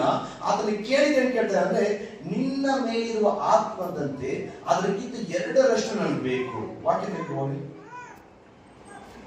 2 ಕಿಂಗ್ಸ್ 2 ವರ್ಷಗಳು 2ನೇ ಅಧ್ಯಾಯ 9ರಿಂದ 15 ಓದ್ಬಿಡಿ. 9-15. 2 Kings chapter 2. ಬೇಗ ಬೇಗ ಮುಗಿಸಿ, ಅಷ್ಟೇ ಮುಗೀತು. ಅವರು ಆಚರಣೆಗೆ ಸೇರಿದ ಮೇಲೆ ಎಲೀಷನನ್ನು ನಿನ್ನನ್ನು ಬಿಟ್ಟು ಹೋಗುವ ಮೊದಲು ನಾನು ನಿನಗೋಸ್ಕರ ಏನು ಮಾಡಬೇಕನ್ನು ಕೇಳು ಹೇಳು ಎಂದು ಹೇಳಿದನು. ಗಮನ ಇಟ್ಕೊಳ್ಬೇಕು. ಅದಕ್ಕೆ ಎಲೀಷನು ನಿನಗಿರುವ ಆತ್ಮದಲ್ಲಿ ನನಗೆ 2 ಪಾಲನ್ನು ಅನುಗ್ರಹಿಸು ಎಂದು ಬೇಡಿಕೊಂಡನು. ಆಗ ಎಲಿಯನು ಅವನಿಗೆ ನೀನು ಏನಂತ ಕೇಳ್ಬಿಡಿ, ಏನಂತ ಕೇಳದಂತೆ, ನೀನು ದುರ್ಬಲವಾದದನ್ನು ವೇಸ್ಟ್. ನೀನು ಕೇಳಿದೇನು? ನೀನು ದುರ್ಬಲವಾಗಿರೋದು ವೇಸ್ಟ್. ಏನು ಹೇಳಿದ ಕೇಳಿದ್ಯಾ? ಆದರೂ ನಿನ್ನ ಬಳಿಯಿಂದ ತೆಗೆಯಲ್ಪಡುವಾಗ ನೀನು ನನ್ನನ್ನು ನೋಡುವುದಾದರೆ ಅದು ದೊರಕುವುದು. ಹಾಲೆಲೂಯಾ. ಅದಾದ್ಮೇಲೆ ಎಲಿಯನಿಗಿಂತ ಎಲೀಷನು ತುಂಬಾ ಅಭಿಷೇಕದಿಂದ ತುಂಬಿದನು. ಅನೇಕ ಅದ್ಭುತ ಮಾಡ್ತು. ಆತನು ಭಯಂಕರವಾಗಿ ನಡೆದನು. ಅರ್ಥ ಆಗ್ತಿದೆ? ಸೊ ನಾನು ಹೇಳ್ತಾ ಇರೋದು ಕ್ಲೀನ್ ಆಗಿ ಅರ್ಥ ಮಾಡ್ಕೊಳ್ಳಿ. ನಾವು ಬಯಸುವ ಆತ್ಮವು ಯಾರಾಗಿರ್ಬೇಕು? ದೇವರ ಆತ್ಮನಾಗಿರ್ಬೇಕು. ಹಾಲೆಲೂಯಾ. Unlimited package. ಇವಾಗ ಮೀಲ್ಸ್ ತಗೊಂಡ್ರೆ ಮನೇಲಿ ಹೋದ್ರೆ ಅನ್ನ ಸಾಂಬಾರ್ ಇರುತ್ತೆ. ಮೀಲ್ಸ್ ಅಂದ್ರೆ ಏನಿರುತ್ತೆ ಅದರಲ್ಲಿ? ಏನಿರುತ್ತೆ? ಚಪಾತಿ, ಪೂರಿ ಎಲ್ಲ ಇಟ್ಟಿರ್ತಾರೆ, ಪಲ್ಯ ಗಿಲ್ಯ ಇಟ್ಟಿರ್ತಾರೆ. ಎಲ್ಲ ಮೀಲ್ಸ್ ಕಂಪ್ಲೀಟ್ ಆಗಿರುತ್ತೆ. ಮೊಸರನ್ನ ಎಲ್ಲ ಇರುತ್ತೆ. ಅದನ್ನ ತಿನ್ನಕ್ ಸ್ವಲ್ಪ ಟೇಸ್ಟ್ ಆಗಿ ಚೆನ್ನಾಗಿರುತ್ತೆ. ಬೇರೆ ಅನ್ನ ರಸ, ಬೇರೆ ಅನ್ನ ಸಾರೇ ನೀವು ಕೇಳ್ತಿದ್ದೀರ. ಏನು ಬೇರೆ ಅನ್ನ ಸಾರ ಕೇಳ್ತಿದ್ದೀರ. ಆದರೆ ನಾನು ಹೇಳ್ತಿರೋ ಆತ್ಮ ಯಾವ ಆತ್ಮ ಅಂದ್ರೆ ದೇವರ ಆತ್ಮನು ನನಗೆ ಬರಬೇಕು. ಅನೇಕ ಸಮಯ ಪ್ರಾರ್ಥನೆ ಆತ್ಮ, ಸುರಿಸರಿ ವಿಜ್ಞಾಪನೆ ಆತ್ಮ, ವಾಕ್ಯದ ಆತ್ಮ ಎಲ್ಲ ಬರುತ್ತೆ. ಖಂಡಿತ ಕೇಳಿ, ಇಲ್ಲ ಬೇಡ ಅಂತ ನಾನು ಹೇಳ್ತಾ ಇಲ್ಲ. ನಿಮ್ಗೆ ಏನ್ ಕೊರತೆ ಇದೆಯೋ ಅದನ್ನ ಕೇಳಿ, ಇಲ್ಲ ಅಂತಲ್ಲ. ಅದಕ್ಕಿಂತ ಮುಂಚಿತವಾಗಿ ದೇವರ ಆತ್ಮನೇ ನೀನು ನನ್ನನ್ನು ಆಳ್ವಿಕೆ ಮಾಡು. ದೇವರ ಆತ್ಮ ನೀನು ನನ್ನ ಮೇಲೆ ಸುರಿಸು. ಯಾಕಂದ್ರೆ ಕಡೆ ಕಾಲದಲ್ಲಿ ಏನ್ ಮಾಡಿದ್ದಾರೆ? ವಾಗ್ದಾನ ಮಾಡಿದ್ದಾರೆ. ಯೋವೇಲನ ಪ್ರವಾದದ ಗ್ರಂಥ 2ನೇ ಅಧ್ಯಾಯ ತೆಗೆದುಕೊಂಡು 2ನೇ ಅಧ್ಯಾಯ 18ನೇ ವಾಕ್ಯ 28ನೇ ವಾಕ್ಯ. ಯೋವೇಲ್ 2:28.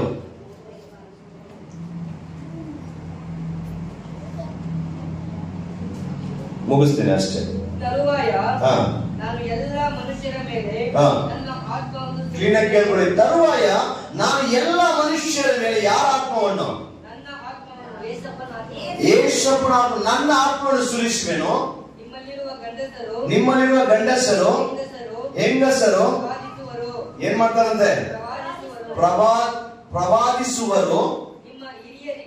ನಿಮ್ಮ ಹಿರಿಯರಿಗೆ ಕನಸುಗಳು ಬೀಳುವವು. ನಿಮ್ಮ ಯೌವನಸ್ಥರಿಗೆ ದಿವ್ಯ ದರ್ಶನಗಳಾಗುವವು. ಹಲ್ಲೆಲೂಯಾ. ಅದೇ ಅಪೊಸ್ತಲರ ಕೃತ್ಯ 2:17-18 ಓದೋದಾದ್ರೆ, ಕಡೆ ದಿವಸಗಳಲ್ಲಿ ನಾನು ಎಲ್ಲಾ ಮನುಷ್ಯರ ಮೇಲೆ ನನ್ನ ಆತ್ಮವನ್ನು ಸುರಿಸುವೆನು. ನಿಮ್ಮಲ್ಲಿರುವ ಗಂಡಸರು ಹೆಂಗಸರು ಪ್ರವಾದಿಸುವರು. ನಿಮ್ಮ ಯೌವನಸ್ಥರಿಗೆ ದಿವ್ಯ ದರ್ಶನಗಳಾಗುವವು. ನಿಮ್ಮ ಹಿರಿಯರು ಕನಸುಗಳು ಬೀಳುವವು. ಇದಲ್ಲದೆ ಆ ದಿನದಲ್ಲಿ ನನ್ನ ದಾಸ ದಾಸಿಯರ ಮೇಲೆ ನನ್ನ ಆತ್ಮವನ್ನು ಸುರಿಸುವೆನು.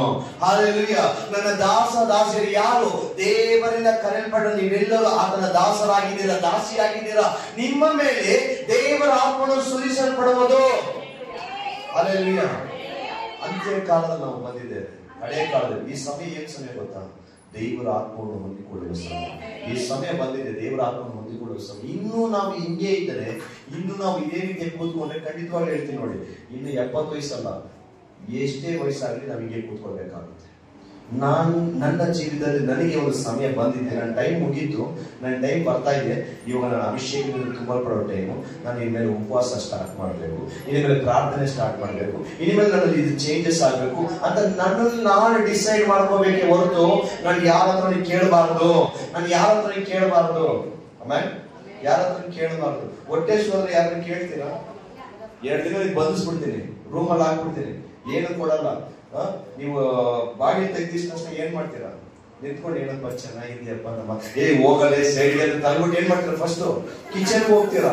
ಕಿಚನ್ ಹೋಗಿ ಏನ್ ಮಾಡ್ತೀರಾ? ಊಟ ಮಾಡ್ತಿರ್ತಾನೆ. ಆ ದಾಹ ಉಳ್ಳವರಾಗಿರ್ಬೇಕು. ಆ ಒಂದು ದಾಹ ಉಳ್ಳವರಾಗಿ, ಅರ್ಥ ಆಗ್ತಿದೆ ನಿಮಗೆ? ಆ ದಾಹ ಉಳ್ಳವರಾಗಿರ್ಬೇಕು ದೇವರ ಸಮ್ಮುಖದಲ್ಲಿ.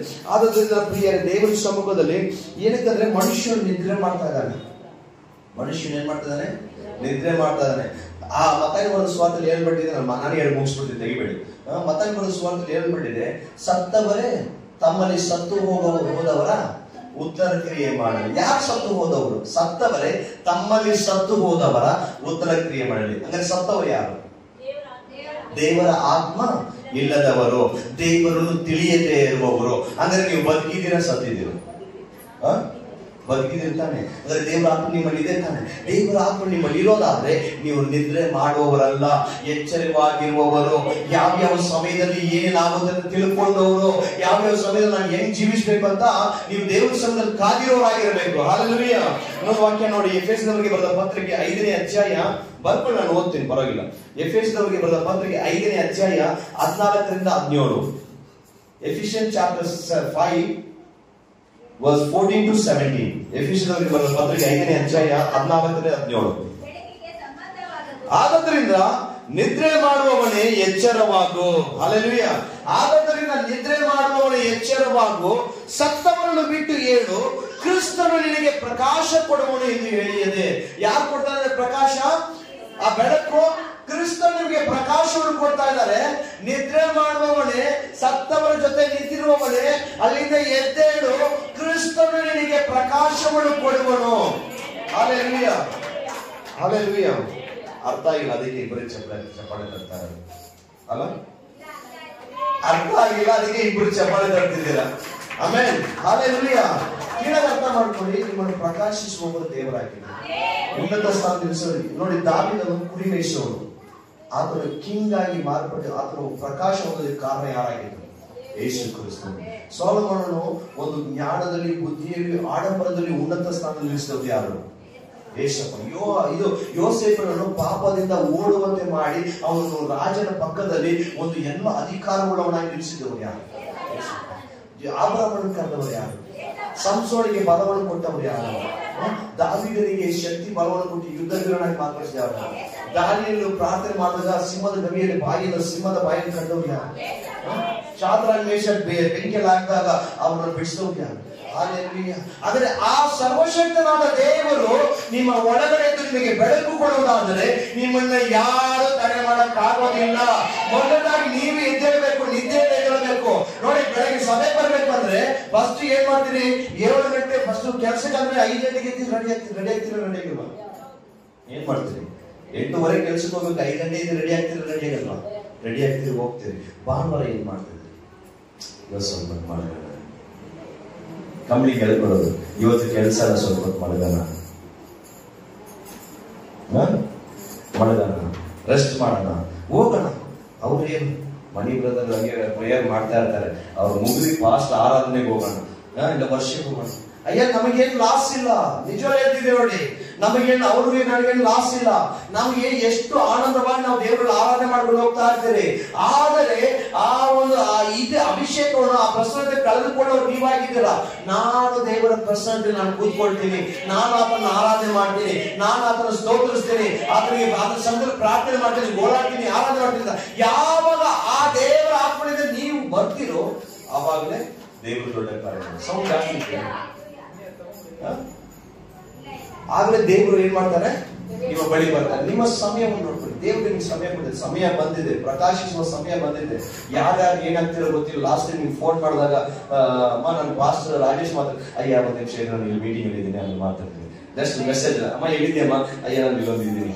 ಹೇಳಕ್ಕಾಗಲ್ಲ ಯಾರ್ಯಾರನ್ನ ಎಲ್ಲೆಲ್ಲಿ ಕರ್ಕೊಂಡು ಹೋಗಿ ನಿಲ್ತಾರಂತ, ಯಾರ್ಯಾರನ್ನ ಯಾವ್ಯಾವ ಸ್ಥಿತಿಯಲ್ಲಿ ನಿಲ್ಸ್ತಾರೆ ಅಂತ ಹೇಳಕ್ಕಾಗಲ್ಲ. ಆ ಭರವಸೆ ನಿಮಗಿರ್ಬೇಕು, ಆ ನಂಬಿಕೆ ಇರಬೇಕು. ಕರೆದಾತನು ನಂಬಿಗಸ್ತನು ತನ್ನ ಕಾರ್ಯವನ್ನು ಸಾಧಿಸುವನು. ಕರೆದಾತನು ನಂಬಿಗಸ್ತನು ತನ್ನ ಕಾರ್ಯವನ್ನು. ಹಾಗೆ ಓದಿ, ಕ್ರಿಸ್ತನು ನಿನಗೆ ಪ್ರಕಾಶವನ್ನು ಕೊಡುವನು ಎಂದು ಹೇಳಿದೆ.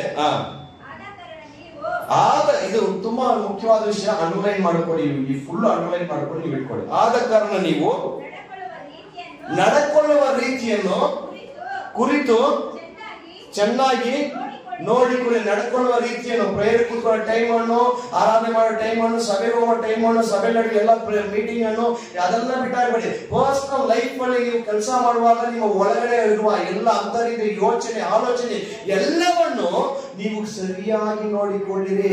ಏಕೆಂದ್ರೆ ದೇವರ ಆತ್ಮನ, ಪರಿಶುದ್ಧ ಆತ್ಮ ನಿಮ್ಮಲ್ಲಿ ನಡೆಸಿ ನೀವು ಪ್ರಕಾಶ ಹೊಂದಬೇಕಾದ್ರೆ ಎಲ್ಲ ಮಾರ್ಪಡಬೇಕಾಗಿದೆ. ಅರ್ಥ ಆಗ್ತಿದ್ಯಾ? ಓದಿ.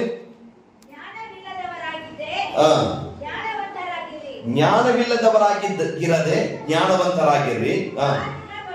ಏನಂದ್ರೆ ಈ ದಿನಗಳು ಕೆಟ್ಟವುಗಳಾಗಿವೆ, ಆದ್ದರಿಂದ ಕಾಲವನ್ನು ಸುಮ್ಮನೆ ಕಳಕೊಳ್ಳದೆ ಅದನ್ನು ಬೆಳೆಯುಳ್ಳದೆಂದು ಉಪಯೋಗಿಸಿಕೊಳ್ಳಿರಿ ಮತ್ತು ಬುದ್ಧಿಹೀನರಾಗಿ ನಡೆಯದೆ ಕರ್ತನ ಚಿತ್ತವೇನೆಂದು ವಿಚಾರಿಸಿ ಏನಾಗ್ಬೇಕಂತೆ ತಿಳಿದವರಾಗಿರ್ರಿ. Amen, hallelujah. ಫಸ್ಟ್ ಏನ್ ಮಾಡ್ಬೇಕು? ಈ ದಿನಗಳು ಕೆಟ್ಟವಾಗಿವೆ, ಈ ಕಾಲವು ಏನಾಗಿದೆ? ಕೆಟ್ಟ ಕಾಲ ಆಗಿದೆ, ಕಡೆ ಕಾಲವಾಗಿದೆ. ಈ ಕಾಲವನ್ನು ಸುಮ್ಮನೆ ಕಳೆದುಕೊಳ್ಳಬೇಡಿರಿ. ಅಯ್ಯೋ ಏನು ನಾಳೆ ತಾನೆ, ನಾಳೆ ನೋಡ್ಕೊಳ್ಳೋಣ, ಮನೆಗೆ ಹೋಗಿ ನೋಡ್ಕೊಳ್ಳೋಣ, ಇದು ಮಾಡೋಣ. ಇಲ್ಲ, ಇಲ್ಲಿಂದ ಹೊರಗಡೆ ಹೋಗುವಾಗ ಯಾರು ಕಾಯ್ತಾರ ಗೊತ್ತಿಲ್ಲ, ಮನೆಗೆ ಹೋದಾಗ ಯಾರು ಕಾಯ್ತಾರ ಗೊತ್ತಿಲ್ಲ, ರಾತ್ರಿ ಯಾರಿಗಾರ ಗೊತ್ತಿಲ್ಲ. ಯಾಕಂದ್ರೆ ಈ ಸಮಯದಲ್ಲಿ ಒಂದೊಂದು ಕ್ಷಣವು, ಒಂದೊಂದು ದಿನವೂ ಅನೇಕ ಜನರು ಪ್ರಪಂಚದಾದ್ಯಂತ ಸಾಯ್ತಾ ಇದ್ದಾರೆ, ಅನೇಕ ಜನರು ಹುಟ್ಟುತ್ತಾ ಇದ್ದಾರೆ. ಆದರೆ ನಾನು ಸಾಯುವುದಕ್ಕಿಂತ ಮುಂಚೆ ನಾನು ದೇವರ ಬಳಿಗೆ ಹೋಗೋದು ಅದು ಎರಡನೇ ವಿಚಾರ, ಪರಲೋಕಕ್ಕೆ ಹೋಗೋದು ಎರಡನೇ ವಿಚಾರ. ಆದ್ರೆ ಕ್ರಿಸ್ತನಿಗಾಗಿ ನಾನು ಜೀವಿಸಿದ್ದೇನೆ, ಕ್ರಿಸ್ತನಿಗೆ ನಾನು ಬದುಕಿದ್ದೇನೆ, ಆತನ ಆತ್ಮ ನನ್ನ ಮೇಲೆ ಇದೆ, ಆತನ ಪ್ರಸನ್ನ ನನ್ನ ಮೇಲೆ ಇದೆ ಅಂತ ನಾನು ಮನವರಿಕೆ ಮಾಡ್ಕೋಬೇಕು. ಫಸ್ಟ್ ಅರ್ಥ ಆಗ್ತಿದ್ಯಾ? ಫಸ್ಟ್ ನನಗೆ ಸೆಲ್ಫ್ ಕಾನ್ಫಿಡೆನ್ಸ್ ಇರಬೇಕು. ಮೋಶೆ ಹೇಳ್ತಾರೆ, ಆ ಪರಲೋಕದಲ್ಲಿ ಜೀವಬಾಧ್ಯರ ಪಟ್ಟಿನ ನನ್ನ ಹೆಸರನ್ನು ತೆಗೆದುಬಿಡು. ಬೇಡ ತೆಗೆದುಬಿಡು, ಈ ಇಸ್ರಾಯೇಲ್ ಜನರನ್ನು ಕ್ಷಮಿಸು, ದಯವಿಟ್ಟು ಕ್ಷಮಿಸಪ್ಪ. ಅದನ್ನು ಸ್ವಾರ್ಥಿಯಾಗಿಲ್ಲ, ಅದನ್ನು ಸ್ವಾರ್ಥಿಯಾಗಿಲ್ಲ ಅಂತ ಹೇಳ, ಜೀವಬಾಧ್ಯರ ಪಟ್ಟಿ ನನ್ನ ಹೆಸರು ತೆಗೆದುಬಿಡು, ಇಸ್ರಾಯೇಲ್ ಜನರನ್ನು ಕ್ಷಮಿಸು. ಆದರೆ ಮೊದಲಾಗಿ ನಮ್ಮ ಮನಸ್ಸು ಹೆಂಗಿರ್ಬೇಕು ಗೊತ್ತಾ? ದೇವರಿಗಾಗಿ ಹಂಬಲಿಸುವವರಾಗಿ, ಎಲ್ಲದಕ್ಕಾಗಿ ಮುಂದೆ ನಿಲ್ಲೋರಾಗಿರಬೇಕು. ಆಮೇಲೆ ಕಾಲ ಏನಾಗಿದೆ? ಇದು ಕಡೆ ಕಾಲ. ಸುಮ್ಮನೆ ಕಳ್ಕೋಬೇಡಿ. ಇಲ್ಲಿ ಚರ್ಚ್ ಕೂದಿದ ತಕ್ಷಣ, ಹೋಗಿದ ತಕ್ಷಣ ಏನಾದ್ರು ಮಾಡ್ತೀರಾ? ಒಬ್ಬರು ಫೋನ್ ಇಟ್ಕೊಂಡು ಕೂತ್ಕೊಳ್ತೀರಾ?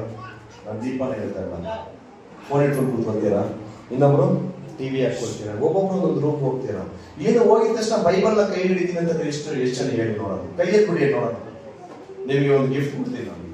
ಇಲ್ಲಿಂದ ಹೋಗಿದ ತಕ್ಷಣ ನೀವು ವಾಕ್ಯ ಓದಿದ್ದ ನಾನು ತಿರ್ಗಾ ಎತ್ತಿ ರಿಪೀಟ್ ಮಾಡಿದೆ, ಯೋಚನೆ ಮಾಡಿದೆ ಅಂತ ಹೇಳಿದವ್ರು ಎಷ್ಟು? ಯಾಕೆ ಹೇಳಿ? ಇವಾಗ ನೋಡಿ, ಒಂದು ನ್ಯೂಸ್, ಫ್ಲಾಶ್ ನ್ಯೂಸ್ ಬಂತು, ಏನೋ ಒಂದು ಫ್ಲಾಶ್ ನ್ಯೂಸ್ ಬಂತು, ಏನೋ ಒಂದು ರೀಲ್ಸ್, ಬ್ರೇಕಿಂಗ್ ನ್ಯೂಸ್, ಏನೋ ಒಂದು ರೀಲ್ಸ್ ಬಂತು.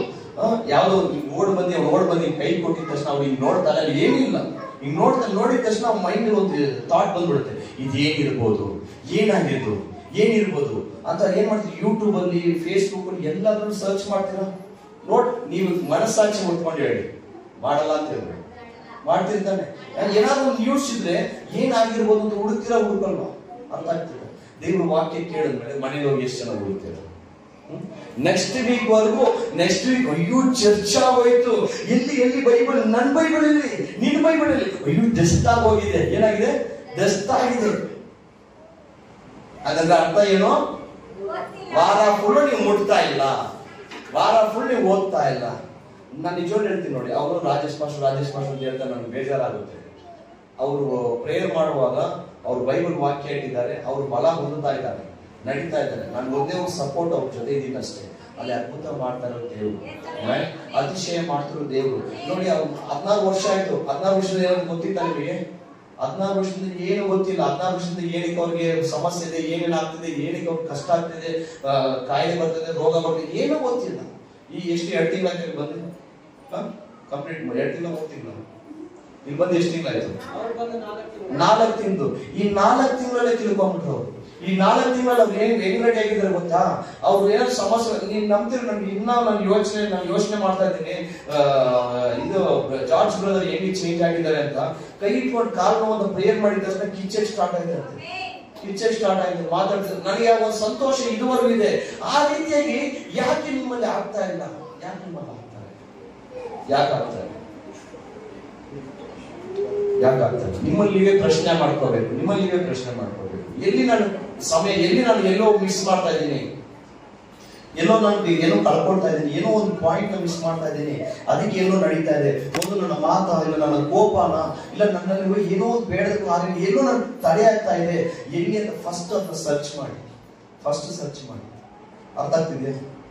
ಇವಾಗ ಏನಾದ್ರು ಏನೋ ಒಂದು ಫೋನ್ ರಿಪೇರಿ ಆಯ್ತು, ಮೈಕ್ ಬರ್ತಾ ಇಲ್ಲ, ಮೈಕ್ ವರ್ಕ್ ಆಗ್ತಾ ಇಲ್ಲ, ರಿಪೇರಿ ಅಂಗಡಿ ತಗೊಂಡೋಗಿ ಕೊಡ್ತೀರಾ? ರಿಪೇರಿ ಅಂಗಡಿ ಹೇಳಿದ್ರೆ ಅಯ್ಯೋ ಫೋನೇ ಹೋಯ್ತಮ್ಮ, ಒಂದು 25 ಲಕ್ಷ 80,000 ಕೊಟ್ಟು ತಗೊಂಡಿದ್ದೀರಾ, ಐಫೋನ್ ಏನೋ ತಗೊಂಡಿದ್ದೀರಾ, ಫೋನ್ ಹೋಯ್ತಮ್ಮ ಅಷ್ಟೇ ಅಂದ್ರೆ ನೀವೇನ್ ಹೇಳ್ತೀರಾ? ತಲೆ ಇದೆಯಾ ನಿಮಗೆ, ಡಿಸ್ಪ್ಲೇ ಇದೆ, ವರ್ಕ್ ಆಗ್ತಾ ಇದೆ, ಕ್ಲೀನ್ ಆಗಿದೆ, ಮೈಕ್ ಮಾತ್ರ ವರ್ಕ್ ಆಗ್ತಿಲ್ಲ, ಇದೆಲ್ಲ ಕರೆಕ್ಟ್ ಆಗಿ ತಿಳ್ಕೊಂಡ್ಬಿಡ್ತೀರಾ? ಕರೆಕ್ಟ್ ಅಲ್ಲ? ಇದೆಲ್ಲ ತಿಳ್ಕೊಂಡ್ಬಿಡ್ತೀರಾ, ಅವನಿಗೆ ಅಡ್ವೈಸ್ ಹೇಳ್ತೀರಾ, ಯಾರು ಮೆಕ್ಯಾನಿಕ್ಗೆ ಅಡ್ವೈಸ್ ಹೇಳ್ತೀರಾ? ಅದೇ ನಮ್ಮ ಜೀವಿತದಲ್ಲಿ ಯಾವುದು ಹೋಗಿದೆ, ಯಾವುದು ದೂರ ಇದೆ, ಯಾವುದು ಸಮಸ್ಯೆ ಇದೆ ನಾವು ಕಂಡುಹಿಡಿಯೋದು ಮರಿತೀವಿ. ಯಾಕಂದ್ರೆ ನರನ ನಡತೆ ಸ್ವಂತ ದೃಷ್ಟಿಗೆ ನೆಟ್ಟಿಗೆ ಅಂತ ವಾಕ್ಯ ಬರೆಯಲ್ಪಟ್ಟಿದೆ. ಕರೆಕ್ಟಾ? ನರನ ನಡತೆ ಸ್ವಂತ ದೃಷ್ಟಿಗೆ ನೆಟ್ಟಿಗೆ. ಹಾಗಾದ್ರೆ ನೋಡಿ, ಕಡೆಯಾಗ ಆ ವಾಕ್ಯ 17ನೇ ವಾಕ್ಯದಲ್ಲಿದೆ, ಮತ್ತು ಬುದ್ಧಿಹೀನರಾಗಿ ನಡೆಯದೆ ಕರ್ತನ ಚಿತ್ತವೇನೆಂದು ವಿಚಾರಿಸಿ ತಿಳಿದುಕೊಳ್ಳಿರಿ. 16ನೇ ವಾಕ್ಯ, ಈ ದಿನಗಳಲ್ಲೂ ಕೆಟ್ಟಗಳಾಗಿವೆ, ಆದ್ದರಿಂದ ಕಾಲವನ್ನು ಸುಮ್ಮನೆ ಕಳೆದುಕೊಳ್ಳದೆ ಅದನ್ನು ಬೆಳೆಯುವುದೆಂದು ಉಪಯೋಗಿಸಿಕೊಳ್ಳಿರಿ. ಹಾಲೆಲೂಯಾ.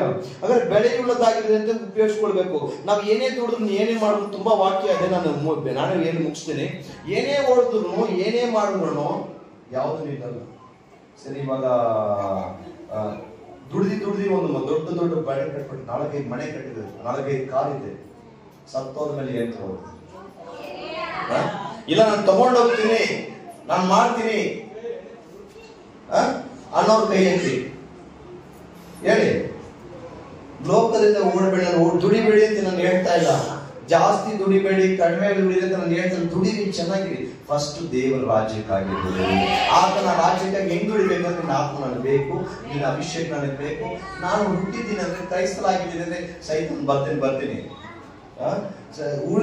ಇದು ಬಿಡ್ತೀನಿ, ನಾನು ದೇವ್ರ ಸಮ್ಮುಖದಲ್ಲಿ ಹೋಗ್ತೀನಿ, ಹೋಗ್ ಮುಂಚೆ ದೇವ್ರು ಕರೆದಿದ್ದಾರಂದ್ರೆ ಅದಕ್ಕೆ ಏನಾದ್ರು ನಾನು ಮಾಡಿನೇ ಹೋಗ್ಬೇಕು. ನನ್ನ ಬರೀ ನಂದು ಉದ್ದೇಶ ಇದೆ. ನಾನು ನಿಜ ಹೇಳ್ತೀನಿ ನೋಡಿ, ಎಲ್ಲ ಕಡೆನೂ ವಾರ್ನಿಂಗ್ ಬರುತ್ತೆ, ಅದು ಸೈತಾನೇ ವಾರ್ನಿಂಗ್ ಮಾಡೋದು. ನೀನು ಸಾವು ನನ್ನ ಕೈಯಿದೆ, ನೀನ್ ನಾನೇ ಸಾಯಿಸೋದು, ನನ್ನ ಕಾಲಿಗೆ ಬೀಳ್ತೀಯ, ಇದೆಲ್ಲ ಹೇಳ್ತಾ ಇರ್ತದೆ. ನನ್ಗೆ ಗೊತ್ತಾ, ದೇವರ ಚಿಂತನೆ ತಲೆಯಿರೋದಿಲ್ಲ. ನಾನು ಇಲ್ಲಿಂದ ಹೋಗ್ಬೇಕಾದ್ರೂ 1 ಕೋಟಿ ಜನ ನಾನು ಕರ್ಕೊಂಡು ಹೋಗ್ತೇನೆ. ಎಷ್ಟು? ಫಸ್ಟ್ 1 ಕೋಟಿ ಕೇಳಿದೆ, ನೆಕ್ಸ್ಟ್ ಲಾಸ್ಟ್ ವೀಕ್ ಇಂದ ಒಂದು 10 ಕೋಟಿ, ಯಾಕಂದ್ರೆ ಜಾಸ್ತಿ ಕೇಳ್ತಾ ಇದ್ದೀವಿ. ಒಂದು 10 ಕೋಟಿ ಜನಗಳು ಬೇಕು, ದೊಡ್ಡ ಜನಗಳು ಬೇಕು. ನಾನು ಎಲ್ಲಾರನ್ನು ನೋಡ್ಬೇಕು, ದೇವ್ರ ನಾಮ ಮಹಿಮೆ ಪಡಿಸ್ಬೇಕು, ಸುವಾರ್ತೆ ಸಾರಬೇಕು, ಯೇಸು ನಾಮ ಮಹಿಮೆ ಪಡಿಸ್ಬೇಕು. ಇಷ್ಟೇ ನನ್ನ ಉದ್ದೇಶ. ಕೇಳ್ತಾ ಇದ್ದೀನಿ, ಅರ್ಥ ಆಗ್ತಿದೆ? ನಾನು ಏನ್ ಕೇಳ್ದ ಅಂತ ದೇವ್ರು ಕೊಡ್ತಾನೆ. ಆಮೇಲೆ ಹಾಗಾದ್ರೆ ನಂಗೆ ಎಷ್ಟು ದುಡಿದ್ರು ಅಷ್ಟೇ. ಒಂದು ವಾಕ್ಯ ಬರ್ಕೊಡಿ, ಲೂಕನ ಬರೆದ ಸುವಾರ್ತೆ 12ನೇ ಅಧ್ಯಾಯ 15ರಿಂದ 21. ಲೂಕನ ಬರೆದ ಸುವಾರ್ತೆ 12ನೇ ಅಧ್ಯಾಯ 15ರಿಂದ 21. ಇಲ್ಲಿ ಒಬ್ಬ ಮನುಷ್ಯನು ತನ್ನ ಒಂದು ಲೋಕದಲ್ಲಿ ಇರುವಾಗ ಅವನ ಮನಸ್ಸು ಯಾವ ರೀತಿಯಾಗಿದೆ, ಯಾವ ರೀತಿ ಯೋಚನೆ ಮಾಡ್ತಾನೆ ಅನ್ನೋದ್ರ ಬಗ್ಗೆ ನಾನೇ ಓದ್ತೇನೆ. ಜನರಿಗೆ ಎಲ್ಲ ಲೋಭಕ್ಕೂ ಎಚ್ಚರಿಕೆಯಾಗಿದ್ದು ನಿಮ್ಮನ್ನು ಕಾಪಾಡಿಕೊಳ್ಳಿರಿ. ಒಬ್ಬನಿಗೆ ಎಷ್ಟು ಆಸ್ತಿ ಇದ್ದರೂ ಅದು ಅವನಿಗೆ ಜೀವಧಾರವಾಗುವುದಿಲ್ಲ ಎಂದು ಹೇಳಿ ಒಂದು ಸಾಮ್ಯವನ್ನು ಹೇಳಿದನು. ಅದೇನೆಂದರೆ, ಒಬ್ಬನೊಬ್ಬನು ಐಶ್ವರ್ಯವಂತನು ಭೂಮಿಯು ಚೆನ್ನಾಗಿ ಬೆಳೆಯಿತು. ಆಗ ಅವನು ತನ್ನೊಳಗೆ ನಾನೇನು ಮಾಡಲಿ, ನನ್ನ ಬೆಳೆಯನ್ನು ತುಂಬಿಡುವುದಕ್ಕೆ ನನಗೆ ಸ್ಥಳವಿಲ್ಲವಲ್ಲ ಎಂದು ಆಲೋಚಿಸಿ ಒಂದು ಕೆಲಸ ಮಾಡುತ್ತೇನೆ. ನನ್ನ ಕಣಜಗಳನ್ನು ಕೀಳಿಸಿ ಅವುಗಳಿಗಿಂತ ದೊಡ್ಡ ಕಣಜಗಳನ್ನು ಕಟ್ಟಿಸುವೆನು.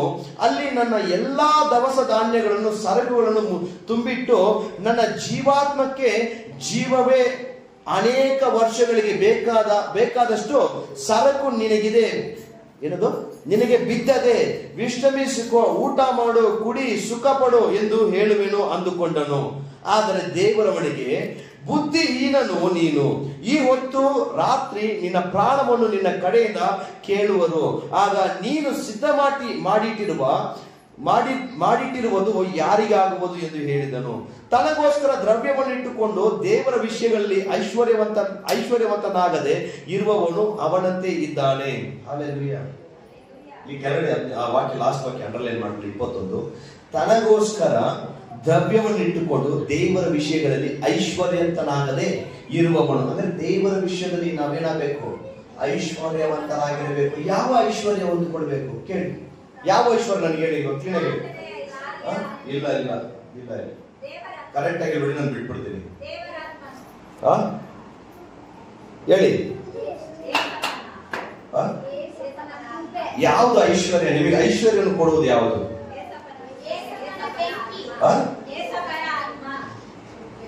ಸರಿ, ಈಗ ಕಥೆಯನ್ನು ಮುಗಿಸ್ತೀನಿ. ಆದರೆ ಅವನ ಐಶ್ವರ್ಯವಂತನ ಏನಂತಂದ್ರೆ, ತನ್ನ ತೋಟದಲ್ಲಿ ಎಲ್ಲ ಕಣಜಗಳು ಚೆನ್ನಾಗಿ ಬೆಳೆದಿದೆ, ತುಂಬಾ ಇದೆ, ನನ್ನ ಜೀವ ಸಾಯೋವರೆಗೂ ಇದೇನ್ ಮಾಡ್ತೀನಿ, ಒಂದು ಗುಡಾರದಲ್ಲಿ ಒಂದು ಗುಡೋನಲ್ಲಿ ಹಾಕಿಟ್ಕೊಂಡ್ಬಿಡ್ತೀನಿ, ನಾನು ಬದುಕಿರೋವರೆಗೂ ಅದನ್ನ ಏನ್ ಮಾಡ್ತೀನಿ, ಅದು ನಾನು ತೃಪ್ತಿಯಾಗಿ ತಿಂತೀನಿ, ಕುಡಿತೀನಿ, ನೆಮ್ಮದಿಯಾಗಿರ್ತೀನಿ ಅಂತ ತಿಳ್ಕೊಳ್ತಾನಂತೆ. ಅಲ್ಲಿ ದೇವ್ರು ಹೇಳ್ತಾರೆ, ಅಯ್ಯೋ ಮೂಢನೆ, ಈ ರಾತ್ರಿ ನಿನ್ನ ಪ್ರಾಣ ನಿನ್ನಿಂದ ತೆಗೆದುಕೊಂಡು ಹೋದಾಗ ಯಾರಿಗೂ ಆಗುತ್ತೆ? ಅದು ಯಾರಿಗಾಗುತ್ತೆ? ಅದು ಯಾರಿಗೂ ಆಗೋದಿಲ್ಲ.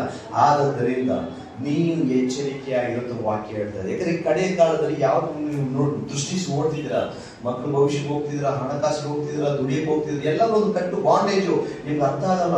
ಎಲ್ಲ ಒಂದು ಬಾಂಡೇಜ್ ಅಲ್ಲಿ ಸಿಗಾಕೊಂಡಿದ್ದೀರಾ, ಅದರಿಂದ ಹೊರಗಡೆ ಬರಕ್ ಆಗಲ್ಲ. ಯಾಕಂದ್ರೆ ನಿಮ್ಮನ್ನ ನಿಮಗೆ ಕಟ್ ಹಾಕಿದ್ರೇನೆ ಹೊರಗಡೆ ಸ್ವತಂತ್ರರಾಗಿ ಜೀವಿಸದೆ ದೇವರ ಆತ್ಮ ಹೊಂದಿಕೊಳ್ಳದೆ ಇರೋದಕ್ಕೆ ಸಾಧ್ಯ. ಅದಕ್ಕೆ ಕಟ್ ಹಾಕಿರೋದು.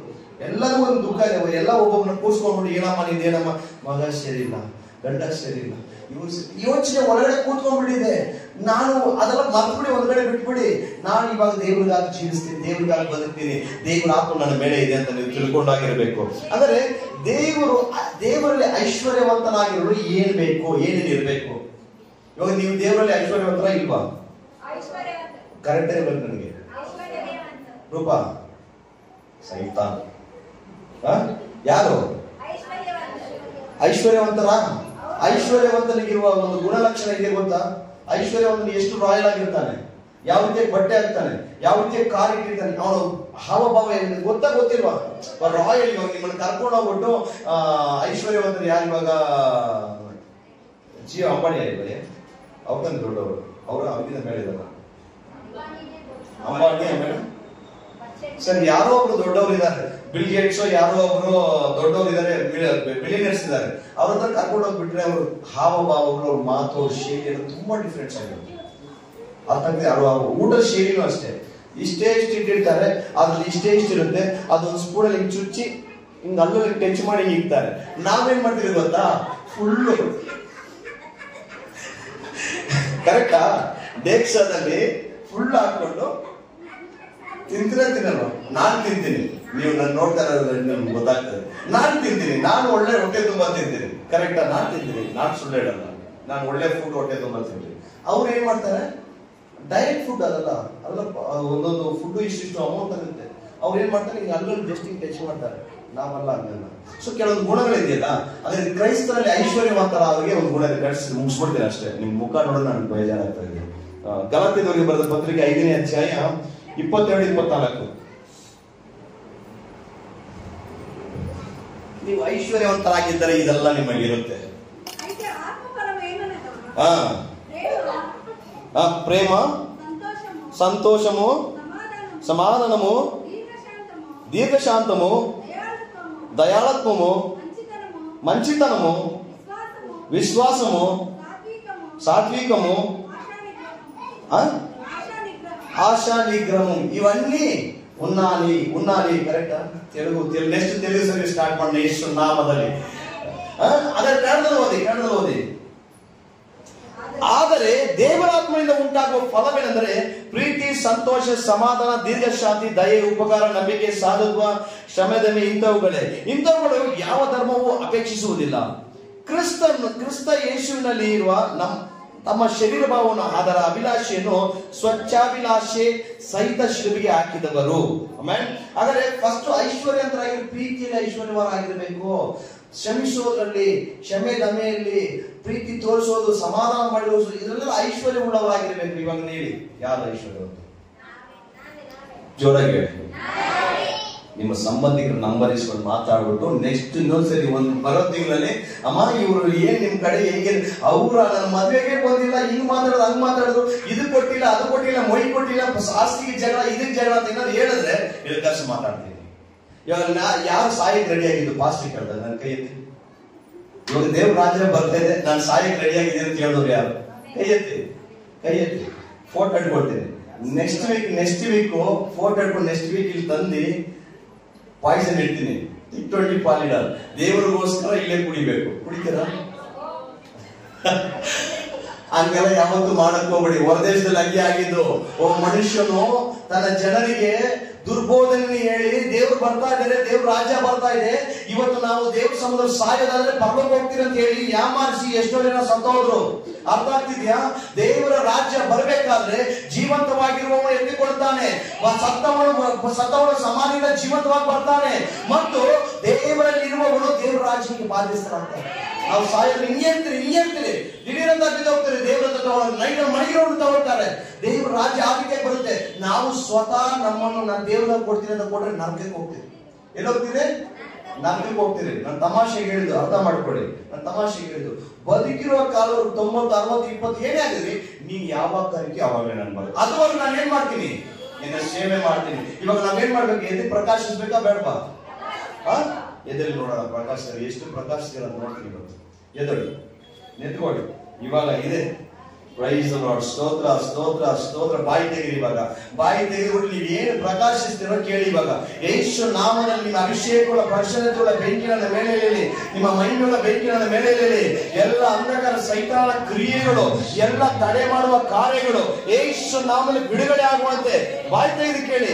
ಬಾಯಿ ತೆಗೆದು ಕೇಳಿ. ದೇವರೇ ನಿನ್ನ ಆತ್ಮ ನನ್ನ ಮೇಲೆ ಸುರಿಸಲಿ, ಪರಿಶುದ್ಧ ಆತ್ಮ ನನ್ನ ಮೇಲೆ ಸುರಿಸಲಿ. ದೇವರಾಗಿರುವ ಕರ್ತನೇ ನಿನ್ನ ಆತ್ಮ ನನ್ನ ಮೇಲೆ ಸುರಿಸಲಿ. ನಾನು ಇವತ್ತಿನ ಎದ್ದು ಪ್ರಕಾಶಿಸುವೆನು. ನಿನ್ನ ರಾಜ್ಯಕ್ಕಾಗಿ, ನಿನ್ನ ಒಂದು ಸೇವೆಗಾಗಿ, ನಿನ್ನ ನಾಮ ಮಹಿಮೆಗಾಗಿ ನಾನು ಎದ್ದು ಪ್ರಕಾಶಿಸುವೆನು. ನಾನು ನಿನ್ನಗಾಗಿ ಜೀವಿಸುವೆನು. ಬಾಯಿ ತೆಗೆದು ಯಾರ್ಯಾರು ಬೇಕು ಕೇಳಿ. ಬಾಯಿ ತೆಗೆದು ಕೇಳಿ. ಯೇಸು ನಾಮದಲ್ಲಿ ದಾಹವುಳ್ಳವರ ಮೇಲೆ ನನ್ನ ಆತ್ಮವನ್ನು ಸುರಿಸುವನು. ಯಾರ ಆತ್ಮನು? ದೇವರ ಆತ್ಮ ಸುರಿಸಲ್ಪಡುತ್ತದೆ. ಯಾರು ದಾಹವುಳ್ಳವರ ಕೇಳ್ತಿರೋ ದೇವರ ಆತ್ಮ ನಿನ್ನ ಮೇಲೆ ಸುರಿಸ್ತಾರೆ. ದೇವರ ಆತ್ಮ ನಿನ್ನ ಮೇಲೆ ಸುರಿಸ್ತಾರೆ. ಕೇಳಿ ಕೇಳಿ ಕೇಳಿ ಕೇಳಿ ಕೇಳಿ. ಶಬ್ದ ಶಬ್ದ ಕಣ್ಣು ಮುಚ್ಕೊಳ್ಳಿ. ಯಾರು ದೃಷ್ಟಿ ನೋಡಬೇಡಿ. ಇದು ಅಂತ್ಯ ಕಾಲವಾಗಿದೆ. ಈ ಕಡೆಯ ದಿನದಲ್ಲಿ ದೇವರೇ ನೀವು ವಾಗ್ದಾನ ಮಾಡಿದ್ದೀರಲ್ಲಪ್ಪ, ಅಪ್ಪ ನಿನ್ನ ಆತ್ಮ ನನ್ನ ಮೇಲೆ ಸುರಿಸಿದ್ದೆ, ನಿನ್ನ ಆತ್ಮ ನನ್ನ ಮೇಲೆ ಸುರಿಸು. ನಾನು ಪ್ರವಾದನೆ ಮಾಡಬೇಕು. ಬರೀ ಗಂಡಸರು ಮಾತ್ರ ಹೇಳಿದ್ದೀರಾ? ಇಲ್ಲ, ನಿಮ್ಮಲ್ಲಿರುವ ಗಂಡಸರು ಹೆಂಗಸರು ಪ್ರವಾದಿಸುವರು. ಆಮೆನ್. ನೀವು ಪ್ರವಾದಿಸ